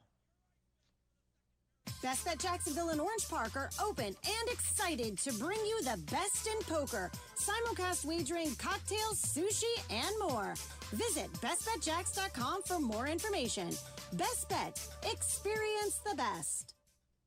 The 2022 Warrior ECHL All-Star Classic is coming to Jacksonville. Join us for this fun, multi-day hockey celebration and watch your Jacksonville Icemen take on the stars of tomorrow. The fun begins on Sunday, January 16th with the Fan Fest presented by Hodges Mazda. There'll be a live music, interactive games, a Hall of Fame ceremony, and a chance to meet the players. Then on Monday, January 17th, your Icemen go head-to-head against the ECHL All-Stars in the Warrior ECHL All-Star Game. All-Star Game and Fan Fest ticket packages are currently available for your family or business. Contact the Icemen at 904-602-PUCK. That's 904-602-7825, or visit us online at jacksonvilleicemen.com. We are just about set for the start of the second period. Thank you so much for being with us tonight on flowhockey.tv and on Mixlr. Along with Alex Reed, Arlie Johnson here with you, and we have a 2-1 game after one. The Maine Mariners have the lead. This has been fit the script of every game this week. Jacksonville takes a 1-0 lead on a goal from a defenseman, by the way, every time. Maine counts back, ties the game, and then takes the lead after that. The only difference between tonight and the other two is Maine took the lead in the first period, so maybe just that one little nuance of a difference could actually take away the butterfly effect here, Reader, and maybe the Icemen can find a way to even the score back up and make this a different kind of contest. Yeah, they're going to need to get something going here, get some momentum, and then obviously, you know, maybe lock it down there once you score a goal, as we've seen the quick strike ability and the counter ability of this Maine club. They have come right back after surrendering a goal in this all week long, and Icemen are going to have to find a way to just keep the pedal to the metal here. And again, just a one-goal game. We've been here before. This is nothing new this week, and really this season. Icemen have been involved in a lot of close affairs. And 40 more minutes to go here on home ice. We'll see what they got. Puck is down. Mariners have it. The Icemen looking to equalize in this second period. It's 2-1 Maine. Wall behind the net gives it away. The Icemen fortunate to get it out of further harm's way. And now here comes Jacksonville through the neutral zone. It is Brown over the blue line. Gets it in deep. He'll be first on the puck behind the net of Brodeur. Christopher Brown all the way towards the blue line. Slick ice out there, and that puck just got away from him. Now it's coming back the other way, comes behind the Jacksonville net, and the Icemen swing it around the boards and out. Will it reach for icing? They will call this icing against Jacksonville again. The surface just a little more slick early on. So we'll have a draw to the left side of Tyler Wall. And I think it's going to be up to Wall as well. You're going to have to count on him at some point to keep your team in it, no doubt. Hopefully the Icemen get on the board early here in this second period, but I think this is where your head coach, Nick Luco, you know, when needed, you got to keep your team in the game. You don't want to fall behind by more than a goal. No, and not with how tightly contested the whole entire week has been between these two. You certainly want to just be able to, you know, stay paced and then eventually take over the game and the scoreboard there as well. So again, I mean, I think really, Arlie, the way, if you just want to base it on the way the week has played out, the next goal in this game that's looming here could be large. Could be exceptionally large. And Wall actually made a routine glove save as we said that. So they're going to bring the faceoff to the opposite side of the ice, this time to Wall's right. And the Icemen take it. It is Taylor for Howardchuk going cross ice, but it's held in at the blue line by Robbins. He'll toss it in cross corner for Cameron Askew. Askew had the game-winning goal on Wednesday night. He has the current go-ahead goal tonight in this one. Comes down low for Jacksonville. McEnany taps it up the left wing for Howardchuk. Howardchuk trying to set up Roth. He gets rubbed out as he clears into the main zone. Hustling for it there is James Sanchez against Connor Doherty. Doherty taps it away for Robbins, but the Icemen get the turnover. It is Roth playing it into the corner for Sanchez. Tries the bank shot. It goes behind the net. Howardchuk takes it away to the blue line for the Icemen. It is Taylor at the left point. Rister on net. Pad saved by Brodeur. He was looking for a deflection more than an actual shot on goal there. Sanchez gets it back, however, for Taylor. Rister goes intentionally wide to the short side. Comes off the wall for Roth. Roth for Howardchuk, steps away from a man, cuts towards goal, got a pass away. It is loose at the top of the blue paint, still loose. Comes to Taylor, takes the shot, and it gets deflected over the crossbar and off the glass. The Icemen with more pressure here. Howardchuk steps around the man, goes behind the net. It is intercepted by Maine. Up the boards, not out yet. The Icemen somehow hold it in once more. It is Sanchez playing it down low. Brodeur plays it ahead. Looking for Doherty. Doherty finally gets it to center ice. No further than that. They're going to try and get a quick line change. The Icemen looking to capitalize on that. Martin going cross ice. Great feed. Connects with Elmer, and a save is made with the right pad by Brodeur. Kicking it away with the skate.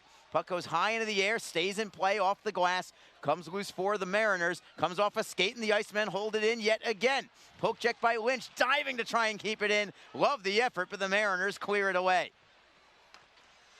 And now it is going to be Wall freezing the puck. And we've got a penalty coming as well. This may be against Jacksonville. I think Berzola is going to the box right at this whistle. He took down Andrew Romano, and assuming this is on Berzola, it's going to be a power play for the Mariners, and that is official now. Power play for Maine, where they are at their absolute most dangerous. By far, tops in the entire ECHL, 27 teams in the league. They are number one by a long, long way. 40%, 10 for 25 on the power play this year for the Mariners. Jacksonville's penalty kill, 78.9%. This is a critical one, Reader. Yeah, I mean, their power play number one, 40%. That's an impressive mark. And again, their 10 power play goals, believe it or not, doesn't lead the league. I think Adirondacks got the most scored so far this season. But again, this is a big penalty kill here. These games are getting tighter and tighter, and it gets a little bit more significant as this game wears on.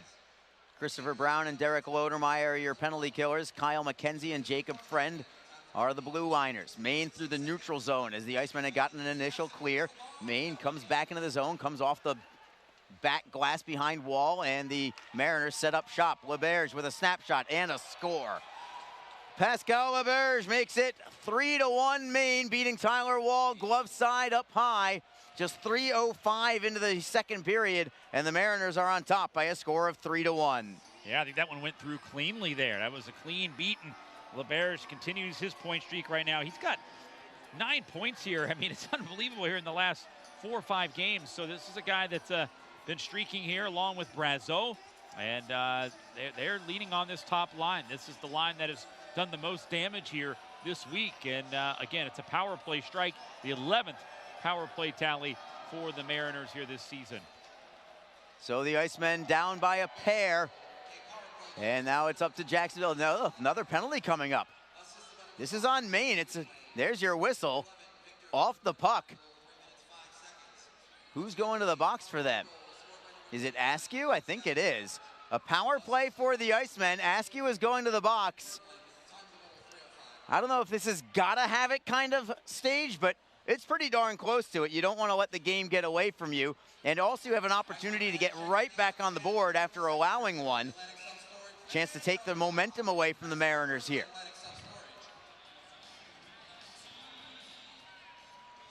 The Icemen send out James Sanchez with Luke Lynch and Aaron Azarian up front. Brown with a one-timer. Save is made. Rebound is loose. The Icemen get it back. It is Brown. Cross ice. One-timer Taylor. Save made by Brodeur. No rebound.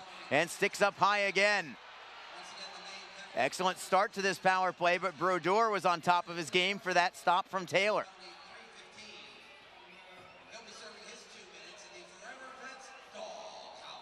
I mean, this power play means so much to the Icemen in every way, not just in terms of getting back in the game, but they've been snake bit on the power play in general. Offense has been tough to come by. This could do a world of good. Sanchez on the draw. Joey Sides is in there in the slot. Sanchez waved from the draw, so now coming in from the blue line is Christopher Brown to take it. He's their next face-off man. We'll see if the two of them switch up spots if the Icemen win the face-off. It does go behind the main net. The Mariners have it. They will turn and fire it off glass and out of the zone. Wall will leave the puck there for Taylor. Taylor behind his own net. Still plenty of time on this power play. Up the middle to Sanchez, looking for Nazarian. Comes off the wall. The Icemen have a breakaway. Sides, goes to the backhand. Save is made by Brodeur. May have gone off the toe of his stick. The Icemen get it right back. It is sides to Sanchez. Sanchez looks for somebody to go to. Finally gets it to the blue line for Taylor. Cross ice, Brown with a one-timer. Save is made. Rebound, one-timer, score! And the Icemen have closed the gap to 3-2. James Sanchez with the power play goal. Well, again, another rebound in front, and a juicy one at that. And Sanchez able to snap that one from the circle and bang that one home. And that all started their sides with a good little breakaway chance there. I think Michael Kim kind of harassed him just enough, but Christopher Brown, top of the left side ring. He's got such a good one-timer, and he let one fly there. The save was made by Brodeur, but the rebound bounced perfectly to Sanchez, who buries this one. And the Icemen pull within one with a power play marker of their own. I can't tell you how important a goal that was for the Icemen. A team that has been struggling to get victories. You need to find a way to get back into it, and they certainly did. Here's Joe Massa with your goal call. Scored by number 12, James Sanchez. Assisted by number 3, Jeff Taylor. And number 10, Christopher Brown. Time of the goal, 4 minutes, 2 seconds. It only took 57 seconds for the Icemen to counter the Maine power play goal with a power play goal of their own. For Sanchez, that is goal number 3 on the season. Christopher Brown, his second assist of the night. Jeff Taylor, 1 goal, 1 assist now. He got a secondary helper on that goal from Sanchez at 4:02. And the Icemen down just by 1, and now a little bit of momentum, and finally they know we can score more than 1 goal in a game. Hey, that's sometimes what it takes here. They come in bunches sometimes. Icemen hope that's the case. And they may have a chance here. A shot from Howardchuk deflects into the corner. He was right in between the hash marks in the slot. The Icemen look for a steal. Howardchuk sweeps it away, looking for Lynch. Centering pass, it is Lodermeyer, and a save is made by Brodeur. What a play by both Lynch and Howardchuk to give that opportunity to Lodermeyer. And the Icemen right back at center ice. Sweeping it in on the backhand is Lynch. Brodeur will play it himself up the wall for Doherty. Then for Robbins. Robbins to the blue line. Brown steps in and creates the turnover. Sharp angle shot goes off the side of the net. Comes free for Nazarian. Nazarian on his backhand. Indirect feed to the line. Friend fakes the shot, now takes it. It is on goal. Easy save there for Brodeur. He just goes down to the butterfly and takes it in his midsection for the face-off. Love the bounce back here from the Icemen. Trailing now 3-2 with some momentum here. And feeling a little good about, a little bit better about their offensive prowess. That's the first goal scored by an Iceman forward this week in 3 games. Oh, wow. What a good stat there, Harley. I mean, not a good stat there if you're the Iceman from your forward standpoint. Great to see the defenders getting on board there, but you're right. Every goal this week, they haven't scored many, has come from their blue liners. And Sanchez picks it up. The Icemen trying to get the puck at their own blue line. Jacob Friend lost the handle, and some fisticuffs behind the play between him and LeBerge. Right in front of the referee. Linesmen coming in separating. We'll see if Friend can take LeBerge to the penalty box with him for a little while.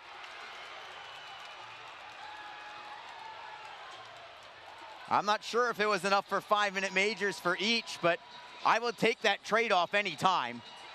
If anything, I actually might want it to be 2-on-2 because that way you're skating 4-on-4, but Maine is without one of their top 2 forwards in a 4-on-4 situation. So I think I would rather it be matching minors for roughing than matching majors. Well, with the way that LeBerge has been an impact here this week, it's a good trade-off here for Jacksonville.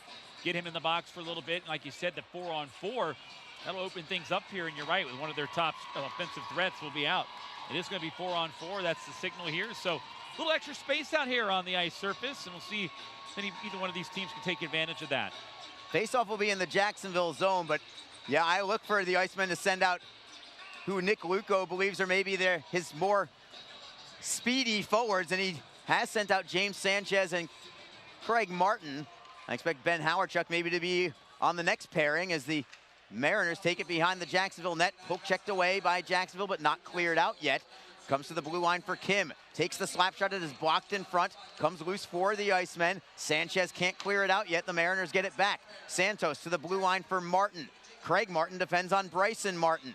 Michael Kim at the left wing half wall. Centering feed, Brazeau knocks it out of play. I think an Iceman defender also got in there. McEnany with a good stick on Justin Brazeau. No easy task against that hulking forward. Oh, it's a good descriptor there. He is. He's such a threat, and just great size, great ability, and he's a finisher. I mean, he finishes off all of his chances there. He's in the right place at the right time. He's tough to move him, and watching the Iceman defenders just trying to get him, trying to move him. Yeah, right. Good luck with that. Again, he's just the guy sets up in the right spots, and he's got the numbers to back up all that. Wall makes another save, and another faceoff will come in the Jacksonville zone. Actually, I think the Icemen have done a sensational job against Brazeau this week. I think he has 1 goal, 1 assist in 3 games. I would take that in any 3-game stretch against him. Coming into this game, 13 points in 9 games for Brazeau. 4 goals, 9 assists. Puck is down. The Mariners win another draw. It is Greenway at the blue line. Goes to the right side for Pesky. Closes and fires. Save made again by Wall with no rebound once more. So Tyler Wall seeing his share of rubber here. The Icemen still heavily out shooting Maine overall, 19-12. And a line change here for the Icemen. Christopher Brown and Aaron Azarian come out for this one. This is the pairing that I really want to see do some damage in a 4-on-4 situation. It's going to take a face-off win and getting out of their own zone. The Icemen, I think, have lost the last 3 defensive zone face-offs. We'll see if Brown can break that string against Jerry Leone. And he does. The Icemen possess. It is Taylor, cross ice for Brown. He's got some time and space in his own zone. Dropping it back behind the cage for Kyle McKenzie. And the Icemen looking to break out of their zone. It is Brown on the right wing. And he does stick handle through the neutral zone, looking for Nazarian. Nazarian cross ice, comes off the boards for McKenzie. McKenzie tries to chip it in deep. He does get it into the corner. Mariners are on it, however. Greenway tries to spin away from Nazarian, and he does so deftly, and then carries up through the neutral zone. Outlet pass too far in front of Shea. Could this be icing? Yes, it will. Maine called for icing, and it's going to be a face-off back in the Mariner zone. 13:28 to go in the second period. 52 seconds left in a 4-on-4 situation. Jacksonville trails 3-2. They scored just a few minutes ago to cut the deficit in half. And the man who did that is out on the ice for Jacksonville. That is James Sanchez. He'll take the draw paired with Ben Howarchuk. Face-off is to the right of Jeremy Brodeur. Maine takes possession. It is Pesky trying to spin away from Howarchuk. Behind his own net, Howarchuk still right on his heels. Mariners forced a little bit deeper. Howarchuk is still right on top of Pesky. Feed goes to Greenway. Greenway with a nice deke around Sanchez. He'll start the rush himself, the big defenseman. Drop pass into the slot, wrister on net. Wall with another save, this time off the stick of Patrick Shea. And we'll take a break in the action. 13:07 to go in the second period.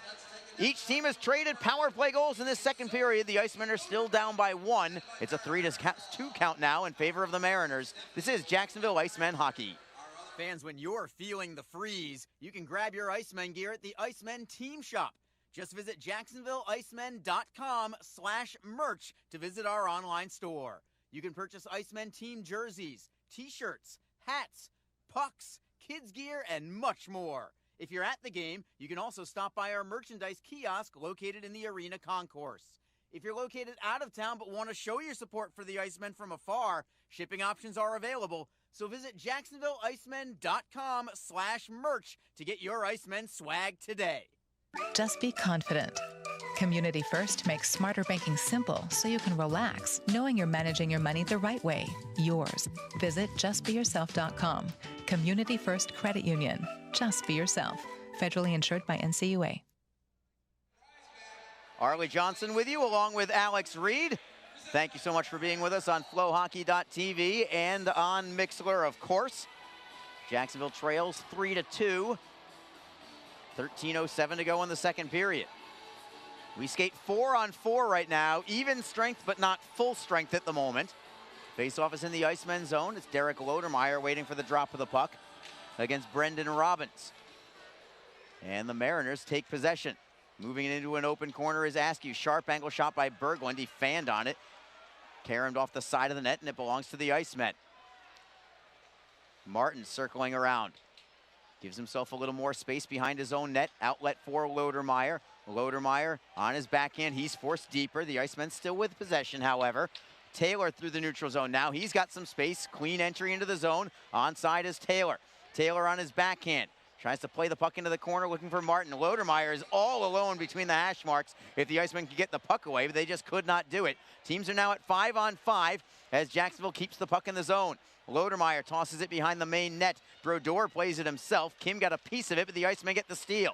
Nazarian on his backhand behind the net. Centering pass goes by everybody. Comes all the way into the Icemen zone. It is McEnany for Taylor. Outlet pass for Sides, who handles the puck well. Got it to the neutral zone. Sides tries to clear in. It bounces high into the air at center ice still. Now it is Taylor who drives it in on the forehand. Mariners are first on it. Santos to the center ice red line. Brazeau got ridden off the play by Friend. And he separates him from the puck. McKenzie looking for Brown. Cross ice look. Sides hustles for it. Bryson Martin will beat him by a stride at the blue line. Not able to keep it in there was Nazarian. An excellent hustle. Couldn't keep it in the zone, however. The Icemen get it back. Comes into the high slot. And the Icemen in possession. Brown clears to center. Bryson Martin for Maine with 11:28 on the clock. Martin with a long outlet pass. Connects off the boards to Brazeau. He's onside. On his backhand. Cuts to the forehand. Cannot get the shot away. Well defended. It took a couple of guys. Brown was in there. I believe also Jacob Friend was in there. Long outlet pass for Jacksonville. Ryan Roth trying to prevent the icing. They're going to call it. I actually thought that Roth had the inside step there. I did too. Maybe if he got there just a half second sooner, they may have let that one play out and continue there. But it was a good hustle play there by the rookie Roth. And, you were talking about them trying to defend Brazeau as he taking it down low. And what I've kind of noticed where I think earlier in the week they're trying to push him and use the body, and which I think they realized real quick that's not going to happen. They're really more defending the stick there. And, obviously they're like, okay, we can't stop your ability to get to the net. You kind of bulldoze your way there pretty much every time. But if we can get a stick on your stick, if we can defend that, we'll take away your ability to get the shots off, and that was what happened there. Well, Brazeau isn't exactly what you call shifty. No. So I think that's not normally the right way to go defensively. You want to take the body, but in this particular instance, yeah, I think that might be the right technique to go against a guy like that as the Icemen break through the neutral zone. Possible 3-on-2 if they hustle. Brown is onside, throws it towards goal. It is wide to the far post, comes all the way to the blue line. Pineda drives it well wide, and it caroms all the way to the right point, and Roth will rim it around and reverse it. Pineda again is going to be first on it. He'll play it down low. Pesky is on it there for Maine, nearly turned it over. Shea was there to bail him out, and Patrick Shea will stick handle through center ice.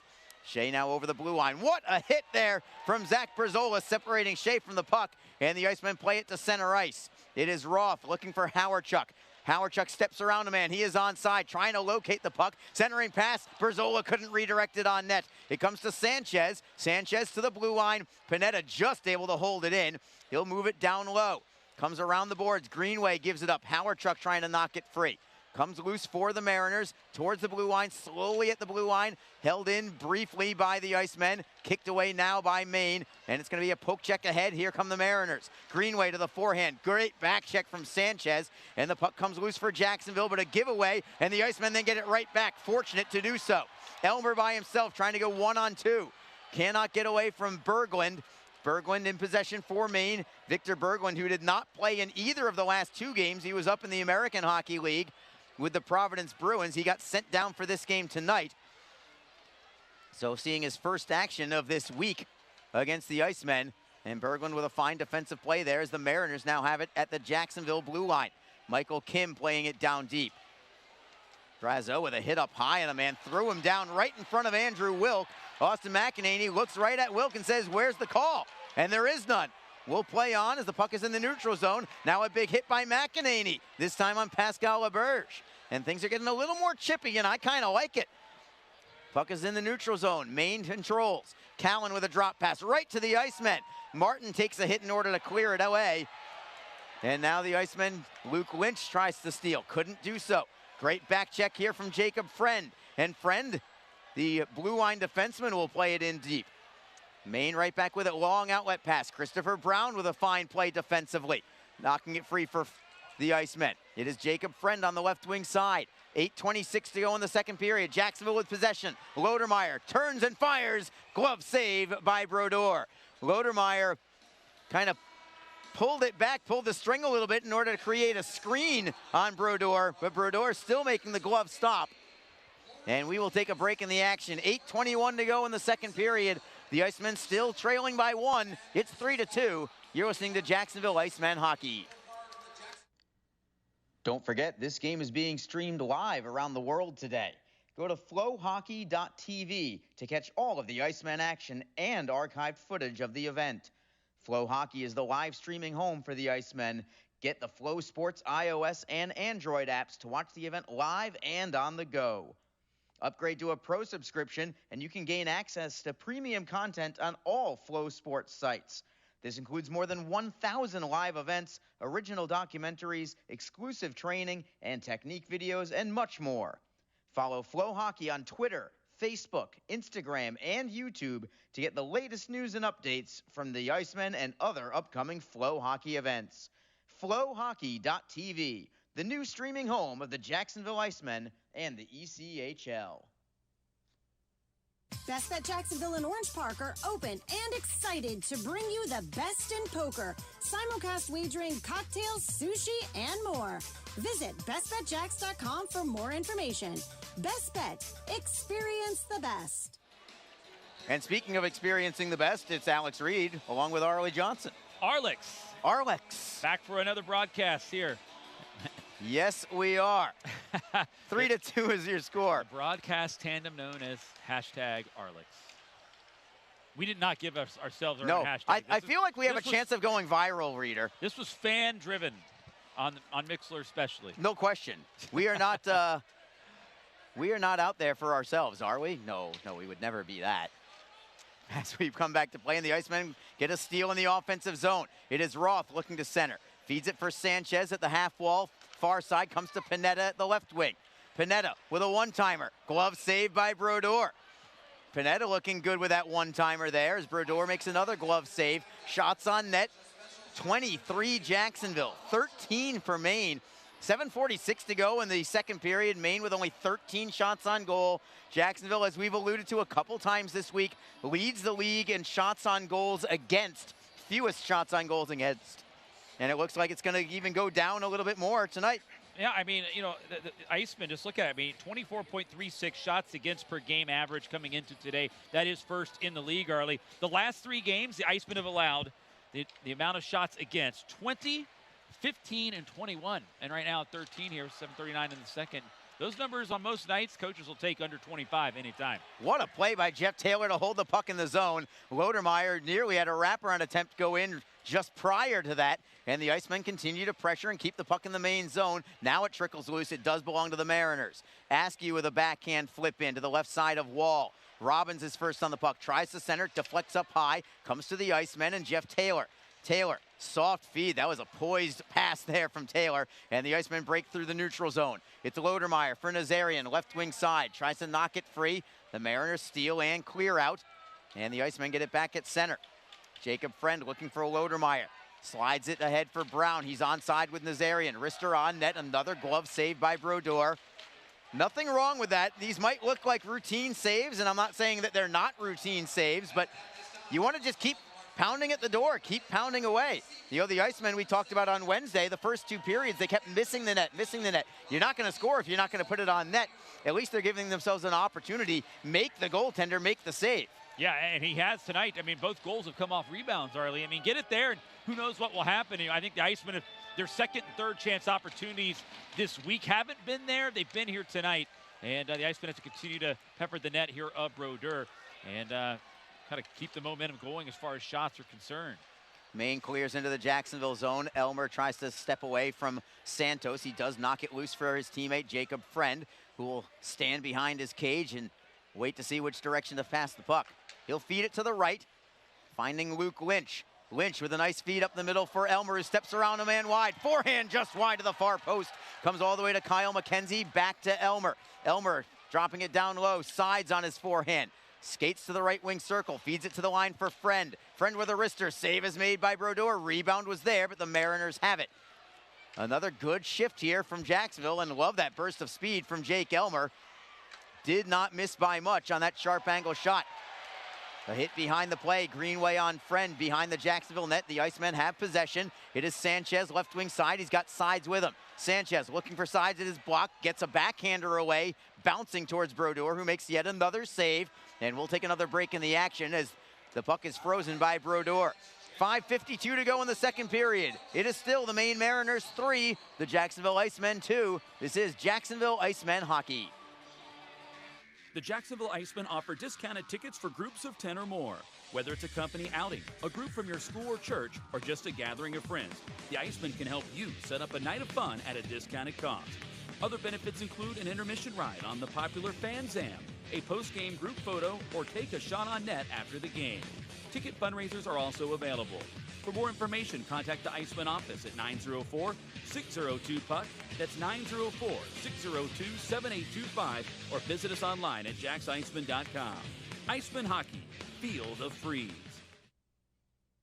Hi, everyone. This is Allie McDeal from the Best Bet Poker Rooms. Experience the popular Vegas-style game, Fortune Pai Gow Poker. Both locations are now playing Face-Up Pai Gow. It's more fun to play than ever. You could win up to $25,000 on a single $5 bet. Come play at either Best Bet location today.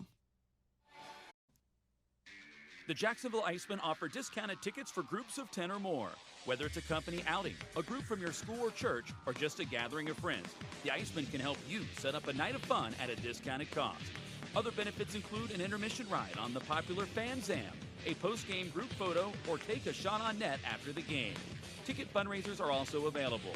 For more information, contact the Icemen office at 904-602-PUCK.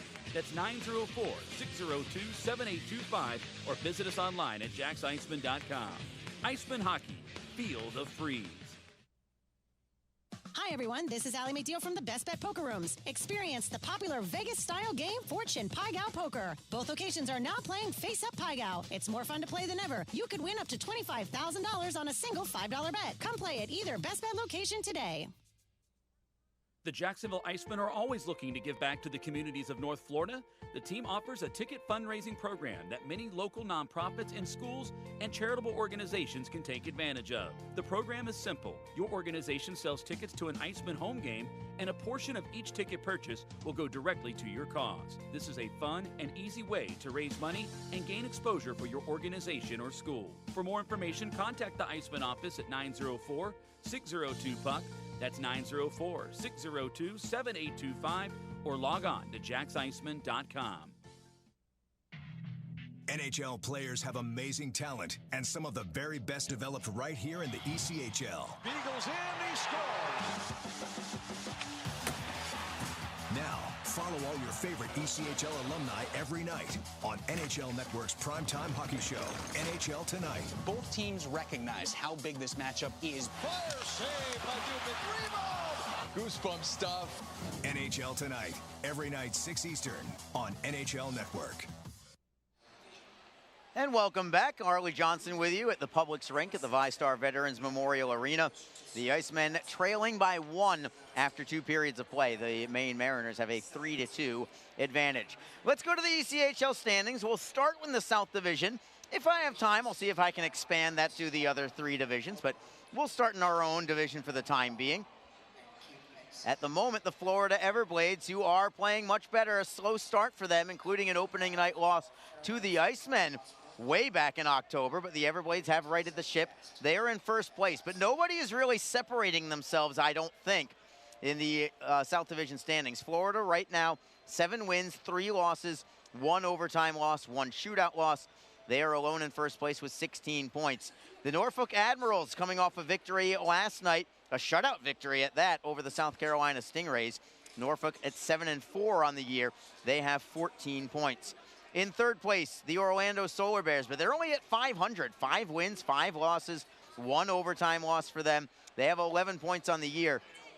The team to watch, I suppose, is the Atlanta Gladiators. They are in a tie for 4th place, but I mentioned Atlanta specifically because they've only played 7 games the entire year. That is by far the fewest in the entire ECHL, and it's 2 fewer than anybody else in the South Division. Atlanta is off to a 5-2 start. They played very few games, but they are in action this evening, and we'll get up to date on them in just a little bit too. Atlanta in a tie for 4th, as I said. They're 5-2. They're tied with South Carolina. They are 5-4 on the season, the Stingrays are. Both of them have 10 points. Behind them, that's where the Icemen sit. Not a good start for them, no doubt about it, but, you know, that's just what it is. It's reality for the time being. The Icemen have been in this situation before. It's a hole that they don't want to climb themselves out of, but if you're in the hole, you have no choice. You got to try and find your way to climb themselves out of it, and it could very well start with a potential come-from-behind victory tonight against Maine. The Icemen right now, 3 wins, 6 losses, 1 overtime loss, 1 shootout loss. They have 8 points on the year. And they are 2 points ahead of the last place Greenville Swamp Rabbits at the moment. Greenville at 3-6-0-0 on the year for them. They have 6 points. Tell you what, we will take a quick break. We'll come back in a moment. Not going to have time for the other divisions. Really, it's all about the South Division. Anyway, if you want to know what's going on in the standings, ECHL.com. They have everything you need. Stats, standings, percentages, whatever you need. ECHL.com. If you want to listen to the broadcast, if you're not listening to it right now, if you want to tell a buddy how to get to listen to us here at flowhockey.tv or on Mixlr, ECHL.com. You can also, of course, go to JacksIcemen.com as well to catch the broadcast, too. We'll take a break and return in a moment. ECHL scoreboard on tap on the backside of this break. It's 3-2 Maine after 2. You're listening to Jacksonville Icemen Hockey. The 2022 Warrior ECHL All-Star Classic is coming to Jacksonville. Join us for this fun, multi-day hockey celebration and watch your Jacksonville Icemen take on the stars of tomorrow. The fun begins on Sunday, January 16th with the Fan Fest presented by Hodges Mazda. There'll be a live music, interactive games, a Hall of Fame ceremony, and a chance to meet the players. Then on Monday, January 17th, your Icemen go head-to-head against the ECHL All-Stars in the Warrior ECHL All-Star Game. All-Star Game and Fan Fest ticket packages are currently available for your family or business. Contact the Icemen at 904-602-PUCK. That's 904-602-7825, or visit us online at jacksonvilleicemen.com. Just be in control. With free interest checking and great digital tools, Community First makes smarter banking simple. Add an account at justbeyourself.com. Community First Credit Union. Just be yourself. Federally insured by NCUA. Fans, when you're feeling the freeze, you can grab your Icemen gear at the Icemen Team Shop. Just visit jacksonvilleicemen.com/merch to visit our online store. You can purchase Icemen team jerseys, t-shirts, hats, pucks, kids gear, and much more. If you're at the game, you can also stop by our merchandise kiosk located in the arena concourse. If you're located out of town but want to show your support for the Icemen from afar, shipping options are available. So visit jacksonvilleicemen.com/merch to get your Icemen swag today. Just be confident. Community First makes smarter banking simple so you can relax, knowing you're managing your money the right way. Yours. Visit justbeyourself.com. Community First Credit Union. Just be yourself. Federally insured by NCUA. The Jacksonville Icemen offer discounted tickets for groups of 10 or more. Whether it's a company outing, a group from your school or church, or just a gathering of friends, the Icemen can help you set up a night of fun at a discounted cost. Other benefits include an intermission ride on the popular Fan Zam, a post-game group photo, or take a shot on net after the game. Ticket fundraisers are also available. For more information, contact the Icemen office at 904-602-PUCK. That's 904-602-7825, or visit us online at jacksIcemen.com. Icemen Hockey. Feel the freeze. Hi, everyone. This is Allie McDeal from the Best Bet Poker Rooms. Experience the popular Vegas-style game, Fortune Pai Gow Poker. Both locations are now playing Face-Up Pai Gow. It's more fun to play than ever. You could win up to $25,000 on a single $5 bet. Come play at either Best Bet location today. The Jacksonville Icemen are always looking to give back to the communities of North Florida. The team offers a ticket fundraising program that many local nonprofits and schools and charitable organizations can take advantage of. The program is simple. Your organization sells tickets to an Icemen home game, and a portion of each ticket purchase will go directly to your cause. This is a fun and easy way to raise money and gain exposure for your organization or school. For more information, contact the Icemen office at 904-602-PUCK. That's 904-602-7825, or log on to jacksIcemen.com. NHL players have amazing talent and some of the very best developed right here in the ECHL. Beagles in, he scores. Now, follow all your favorite ECHL alumni every night on NHL Network's primetime hockey show, NHL Tonight. Both teams recognize how big this matchup is. Fire save by Dubik. Rebound. Goosebump stuff. NHL Tonight, every night 6 Eastern on NHL Network. What is your role in the fight against cancer? The answer could be as simple as driving your car. For many cancer patients, getting to and from treatment is one of their toughest challenges. The American Cancer Society needs volunteer drivers to help provide transportation for people in your community. Through the gift of a lift in your car, you can help patients take one more step in the road to recovery. Get in the driver's seat in the fight against cancer. To find out more, call your American Cancer Society at 1-800-227-2345 or visit cancer.org. Ever wish we could get a new house? Yes, and Community First is freezing mortgage rates for up to 75 days, and they pay closing costs. Ever wish we didn't hire your cousin to fix our leaky roof? Just keep mopping. Ready for a new home? The home team at Community First can help by freezing mortgage rates for up to 75 days and paying your closing costs. Learn more at communityfirstfl.org. Community First, love where you bank. Equal housing lender.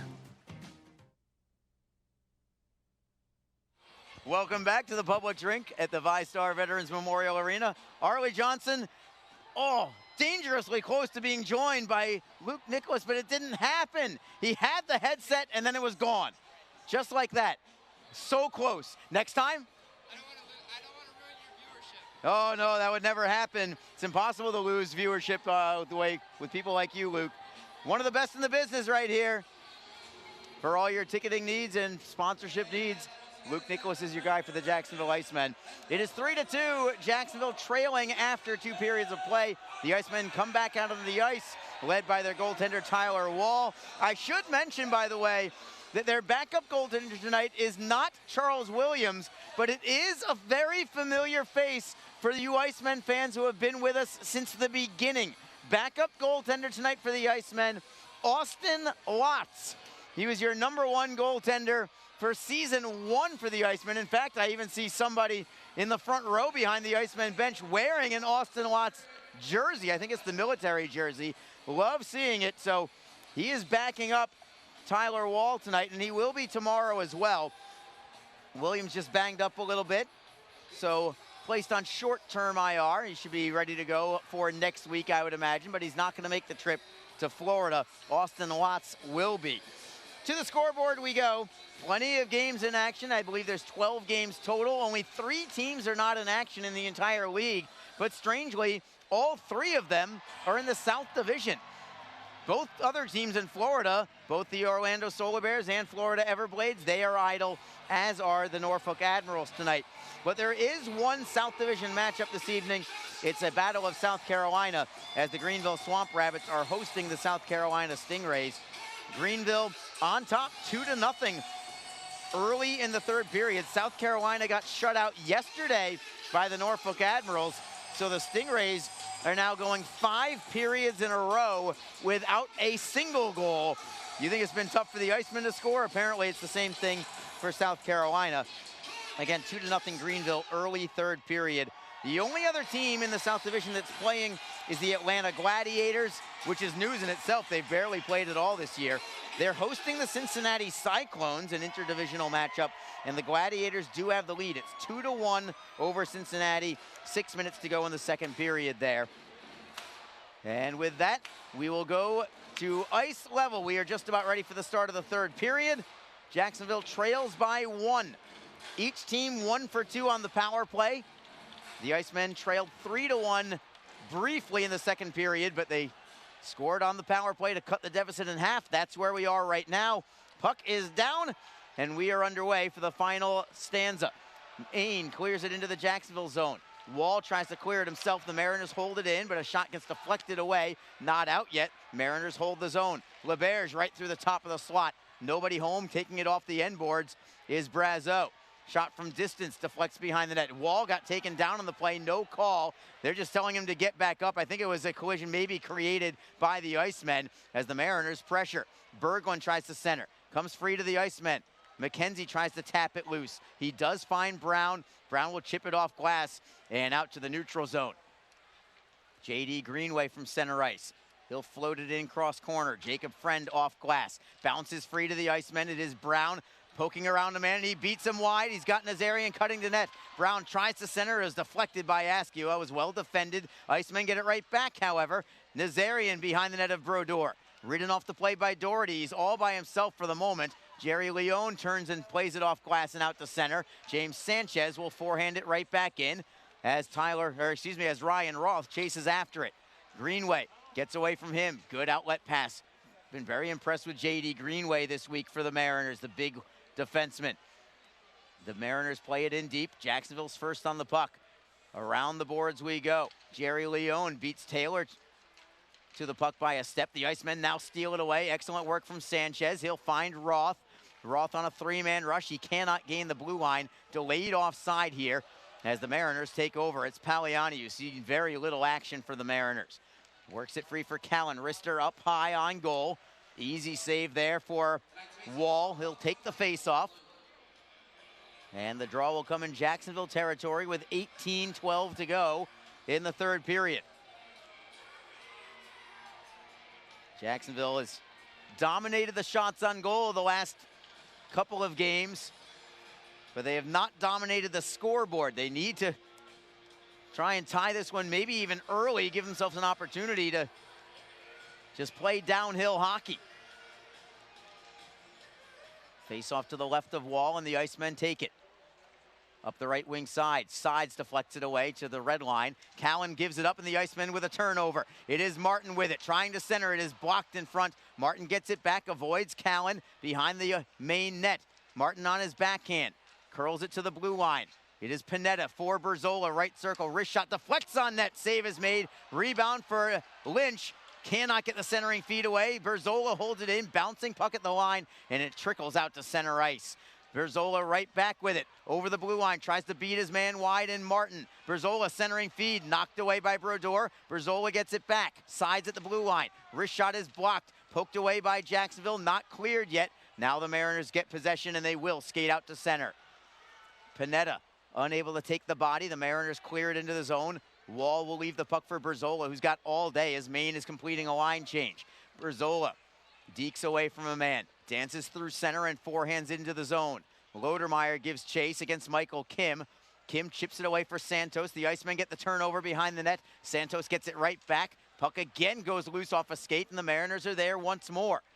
The Icemen are creating some bad bounces and some deflected pucks. They are just not the ones that end up capitalizing on it seems like, as the Icemen deflect back into the main zone. It is Pesky this time. Up ice for Brazeau. Brazeau will forehand behind the Jacksonville cage. Wall leaving the puck for McKenzie. Golfing it out is Roth. And now it's the Icemen trying to complete a change. 16.5 to go in the third period. It's 3-2 Maine. The Mariners into the zone. They are onside. Pass goes behind Robbins. He'll play it back to the blue line for Brazeau. Cross ice look. Spinning away from a man is Greenway. Leaving it for Askew. Centering feed is deflected behind the net. Comes loose for the Icemen. It is McKenzie on it on the left wing side. Tries to chip it away. Looking for Roth. Got a piece of it, but not enough to maintain possession. And a nice outlet pass from the Mariners sends Askew on his way into the offensive zone. His wrister is blocked. It comes right back to his stick. He'll play it underneath instead. Around the boards for Martin. The defenseman is in deep as the Icemen now poke it away. Feeding it for Sanchez. Sanchez on his backhand, dropping it a little deeper for McEnany. Around the end boards for Jacob Friend. Friend spinning away from a man. Cuts to the right wing side on his backhand. Moves it back to the forehand. He'll chip it off the boards to center. Looking for Sanchez, then for Roth. Roth is onside. Looking for Howarchuk. Couldn't get the pass. It was picked off and cleared out. The Icemen right back with it. Taylor D-to-D for McEnany. Austin McEnany is onside. For Lynch right side. Cross ice picked off by Maine. Lynch holds it in the zone. Tries to chip it ahead. Bouncing puck. Knocked free by Craig Martin. But again, right back to the Mariners. Into the zone is Callan. Centering feed deflects towards goal. Steered aside by goaltender Tyler Wall. Then an easy glove save by Wall on a wrist shot from Patrick Shea. 15:04 to go in the third period. Face-off will be in the Jacksonville zone. And the Icemen still trailing by 1.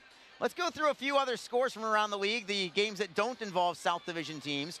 The Indy Fuel have a 3-1 lead over the Wheeling Nailers at home. That's early in the third period.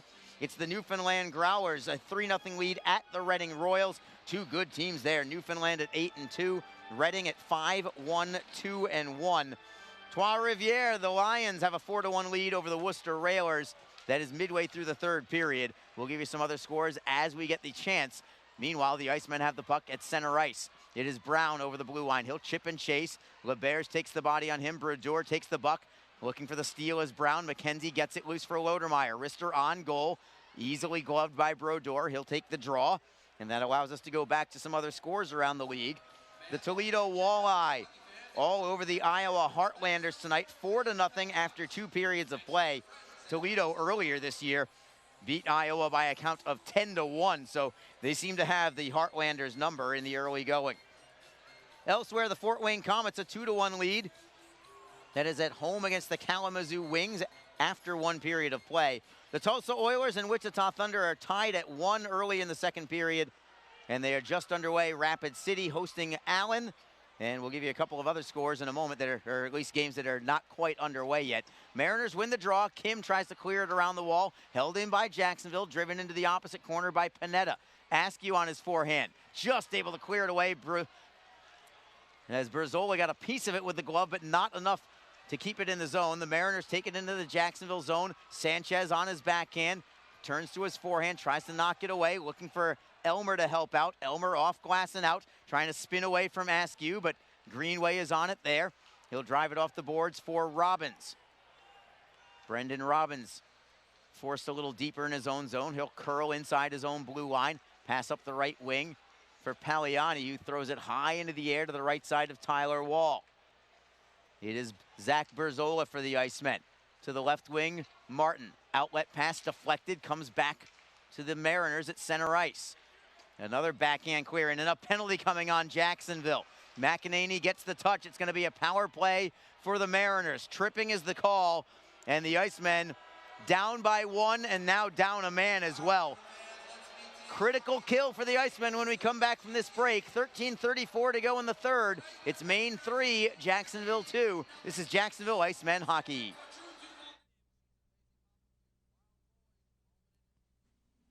Tonight's game is brought to you by the ECHL, celebrating its 34th season of affordable family entertainment. The ECHL would like to recognize the following league sponsors: AMI Graphics, official signage provider; Athletic Knit, official jersey supplier; Baron Rings, official championship ring supplier; BFL Canada Insurance and Sutton Special Risk, sponsors of the 2022 ECHL Hall of Fame induction ceremony; Flow Sports, the exclusive streaming provider of the ECHL; Geico, official auto insurance of the ECHL; The Fairley Group, official commercial insurance provider; Handbid, the official mobile auction app; Honig's, the official partner of the ECHL officiating team; Howie's Hockey Tape, official hockey tape and lace provider; In Glasgow, official puck provider; My Grey Group, your source for game-worn jerseys; Sideline Swap, official online marketplace of the ECHL; and Warrior, exclusive on-ice equipment provider of the ECHL and title sponsor of the 2022 ECHL All-Star Classic. And we are back at power play for the Mariners. Jacksonville did have a clear on the face-off. The Mariners right back into the zone. Still a minute 36 to go on the power play for them. It's LeBears at the top of the left circle, defended by Martin. LeBears plays it down low, centering feed for Bryson Martin this time. It's LeBears again at the near side half wall, defended by Craig Martin this time. LeBears gives it up at the blue line, held in by Berglund. McKenzie got a piece of it, tapped free for the Icemen. It goes to Craig Martin, and he'll forehand it off the glass and out. Well done by both Martin and also Kyle McKenzie. Maine tries to clear in, but this is going to be icing against the Mariners. Jacksonville will certainly take that. A face-off back in the Mariner zone with 1:08 to go. Maine does have the best power play in the league by far, again at 40%. Actually, a little more than that now. But something to keep in mind here is that the Icemen do have 4 shorthanded goals this year. Maine has not allowed any shorthanded goals yet, but the Icemen have scored 4 of them, and perhaps that's the way to tie this thing up. Face-off is controlled by Maine.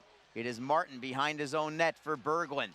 Aaron Azarian, some passive forechecking. He'll drift back to center ice. Berglund with a drop pass for Martin. Still 55 seconds to go on their power play. The Mariners into the zone onside. Romano into the slot. It's deflected away by Jacksonville. Held in the zone by Greenway. Looking for the steal is Berzola. He's got it. He'll clear it. Very well done again by the Icemen. And a line change here for the penalty kill. Craig Martin back out there with Ben Howarchuk. The 2 defensemen are Jeff Taylor and Zach Berzola. A hit at center ice, and the Icemen get another steal and clear. This time it was Howarchuk that got the clear. Not even allowing the Mariners to gain the line that time. 21 seconds to go on the power play. Greenway from center ice. Flips it in cross corner, knocked away by the Icemen. It is McKenzie skating with it. Playing it cross ice, looking for Jacob Friend. The 2 defensemen were trying to lead a shorthanded rush. The Mariners get it back, only 6 seconds to go on their power play. Onside is Jerry Leone, centering feed, knocked free for the Icemen. Here comes Martin, out of the box is Lynch. It is Martin over the blue line onside. He's got a trailer and finds him. Wrist shot on goal, save made by Brodeur. And no rebound, hustling after it is Howarchuk. Kim plays it off the end boards for Pesky. Pesky for Jerry Leone, he'll clear it away. Was it deflected or not? Was there a deflection? The Icemen say it should be a delay of game penalty. They're gonna get it. It did not touch the glass. What a turn of events here. We'll take a break with 9:01 to go. What could have been a 4-2 Maine lead now has it at 3-2 and a Jacksonville power play when we return. Back in a moment as the Icemen have a chance to tie it up. This is Jacksonville Icemen hockey.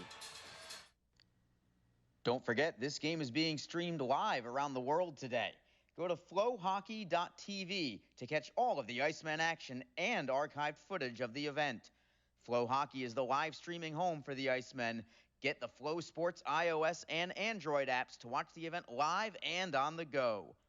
Upgrade to a pro subscription and you can gain access to premium content on all Flow Sports sites. This includes more than 1,000 live events, original documentaries, exclusive training and technique videos, and much more. Follow Flow Hockey on Twitter, Facebook, Instagram, and YouTube to get the latest news and updates from the Icemen and other upcoming Flow Hockey events. Flowhockey.tv, the new streaming home of the Jacksonville Icemen and the ECHL. Best Bet Jacksonville and Orange Park are open and excited to bring you the best in poker, simulcast wagering, cocktails, sushi, and more. Visit bestbetjacks.com for more information. Best Bet, experience the best. Power play for the Icemen, trailing 3-2. 8:48 to go in the game. Jacksonville with the puck at center ice. It is Brown for Sanchez. Slow to develop, but the Icemen do gain the line. They're onside. Taylor for sides. Forehand. Score! The Icemen have tied it up. A power play goal from Joey Sides. It's 3-3 with 8:38 to go. A slow developing play, but Taylor serpentining over the blue line. Found an opening once he gained the line, fed sides on the left side, and a snapshot beats Brodeur to even it up at 3.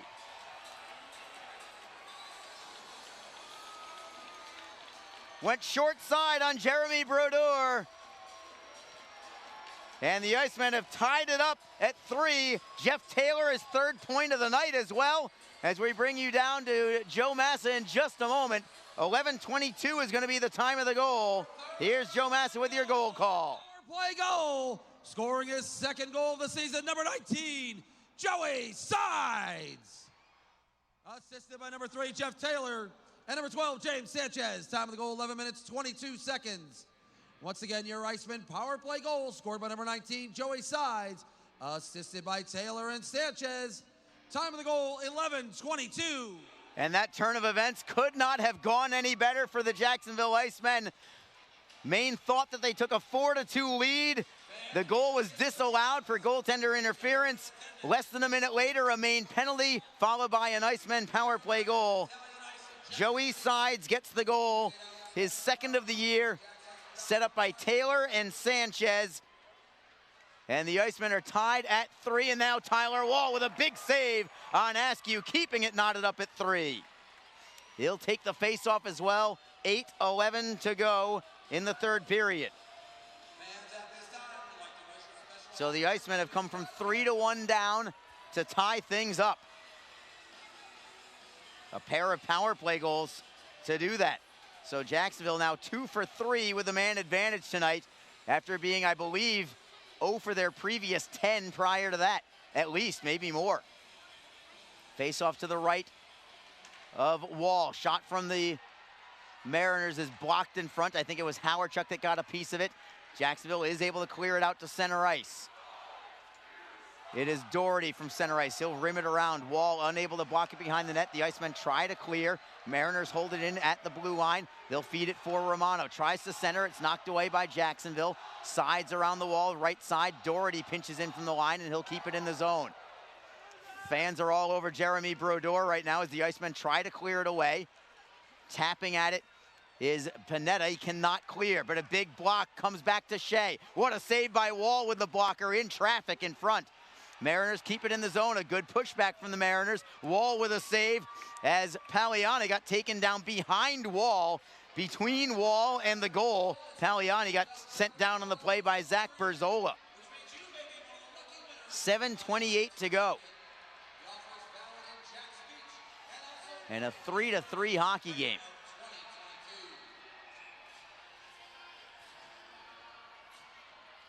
Face off again to the right side of Tyler Wall.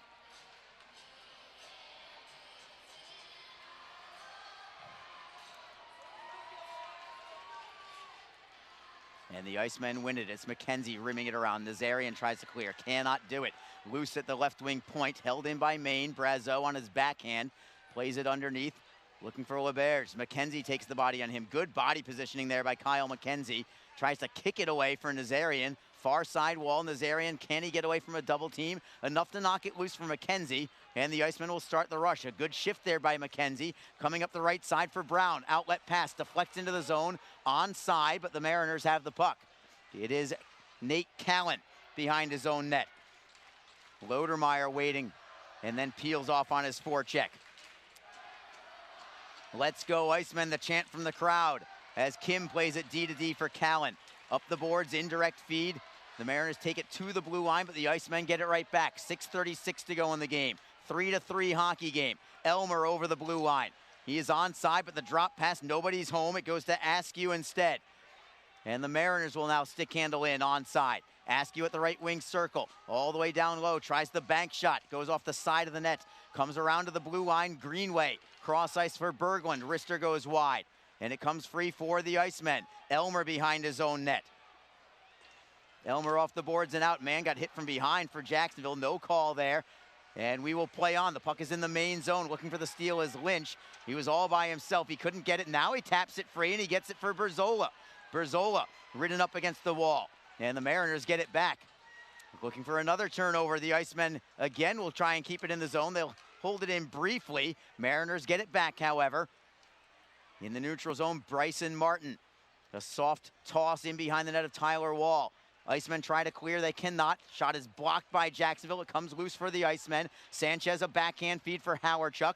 Howardchuk in the neutral zone. He'll try and clear it in, but it was blocked by Martin. Now it's Sides who will forehand it in. Joey Sides has just tied things up for the Icemen. A power play goal a couple of minutes ago as Maine stick handles out of their own zone. It is Shea over the blue line. So lots of open ice out there. The Icemen will start with Joey Sides, who has the game-tying goal, along with James Sanchez and Jeff Taylor. The Icemen have guaranteed at least a point, but they want a victory desperately. For the Mariners, Patrick Shea with Justin Brazeau and J.D. Greenway.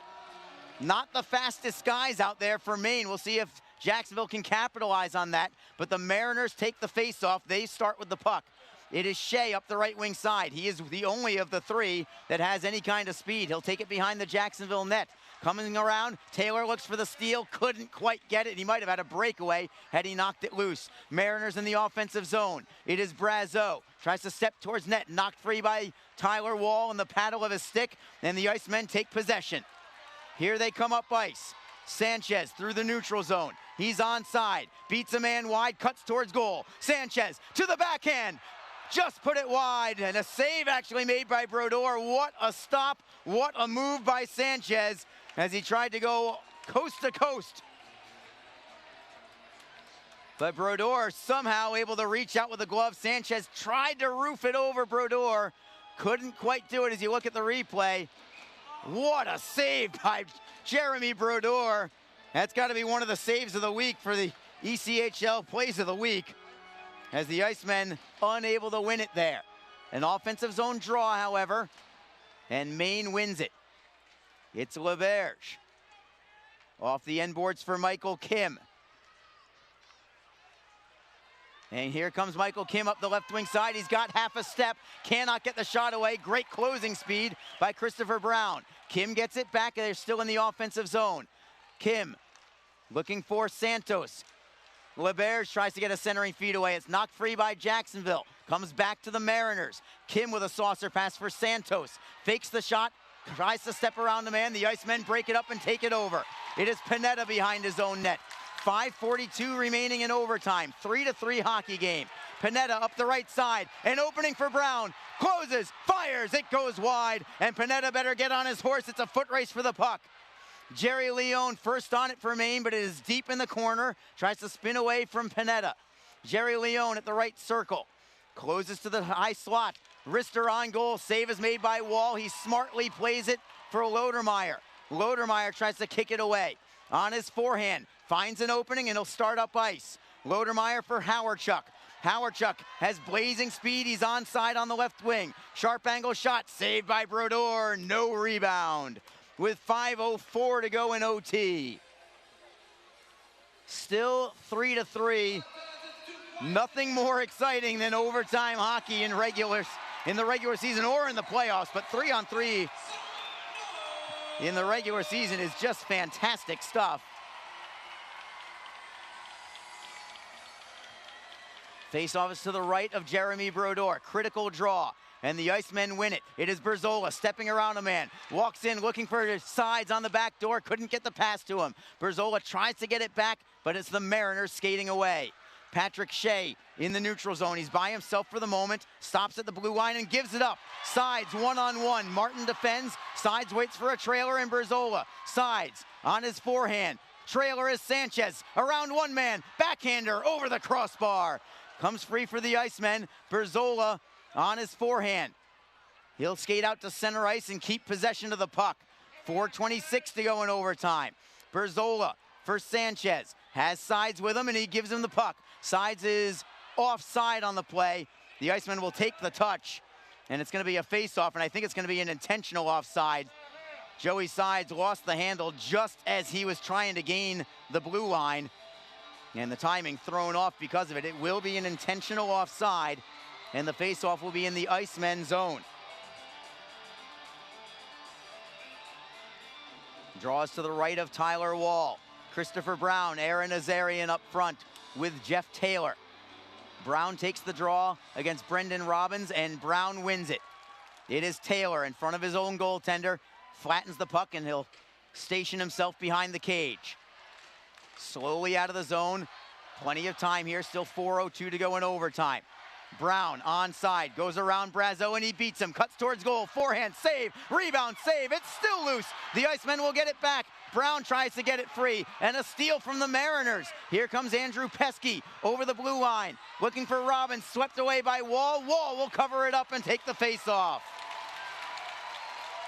Back and forth we go, as the Icemen had a couple of glittering opportunities to win it there. But credit the goaltenders, they're playing fantastic here in overtime. Jacksonville out shooting Maine 35-23 right now. But this game still hangs in the balance. 3-3, 3:44 to go in overtime. Face-off will be to the right of Wall. It's Derek Lodermeyer with Craig Martin as the forwards. Mariners win this face-off. Nate Callan at the blue line for LeBerge. Very dangerous. Tries to throw it in front. Wall steers it to the side. There's Panetta looking for the home run pass is Martin, but Panetta's just going to keep the puck. Didn't want to take the chance on that home run pass. Here comes Lodermeyer for the Icemen. Left wing side going wide on Santos. All the way around the cage behind the main net. Martin trying to help out. Martin on his forehand. Spins away from a man. Craig Martin trying to keep possession. Loses the handle, and it's Santos for the Mariners. He's over the blue line onside. Santos looking for a trailer. Wrists it on goal. Save is made by Wall. He'll cover it up. Tried to play it, but Santos forced him to freeze it. And the faceoff will be in the Jacksonville zone. 3:04 remaining.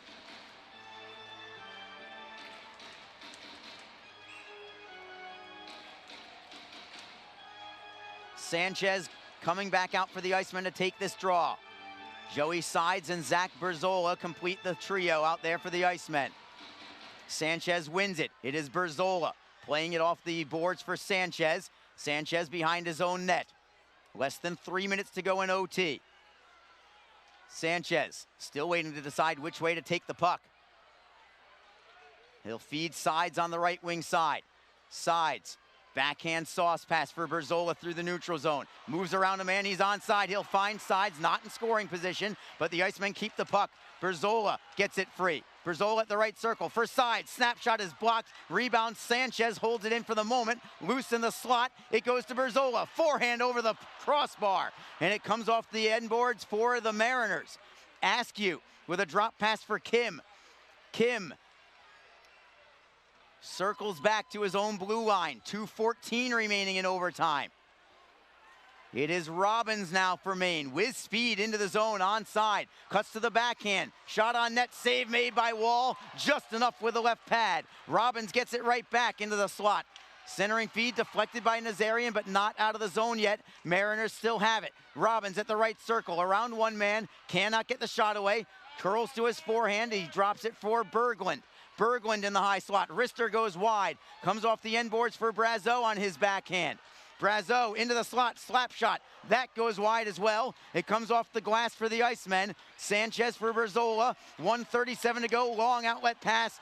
And it is Brazeau knocking it away in the neutral zone. Rister, that goes over the crossbar. Comes all the way to Berglund. He'll play it into his own zone. And it's Brazeau in the main end with 1:22 to go in OT. Brazeau onside, defended by Taylor. Brazeau tries to cut into the high slot. Briefly double team, but the Mariners get it back. Brazeau loses the handle. It comes back out to center ice. The Mariners still in possession in the neutral zone. Brazeau for Martin. Final minute of overtime. Martin is onside for Maine. On his backhand. Throws it right through the top of the blue paint. Nobody there. Taylor tries to strip it loose. Trying to knock it free, and he does. And here come the Icemen. It is Howardchuk leading the charge on the left wing. Ben Howardchuk onside, beating his man wide, cuts it to goal, throws it towards net, and scores! And scores! Ben Howardchuk has won it for the Icemen with 40.2 seconds remaining. Ben Howardchuk has given the Icemen the win.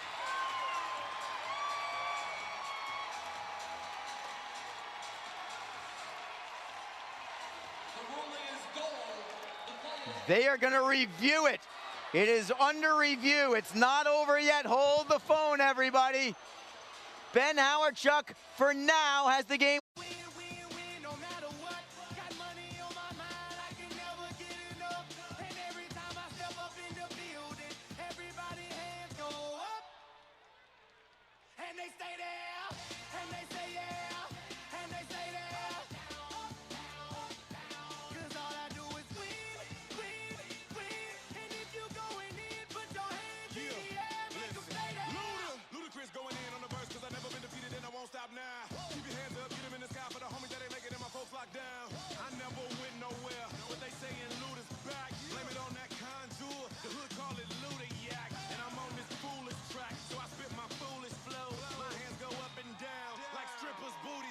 Fans, don't forget to stay in your seats for tonight's H2 Health 3 stars of the game.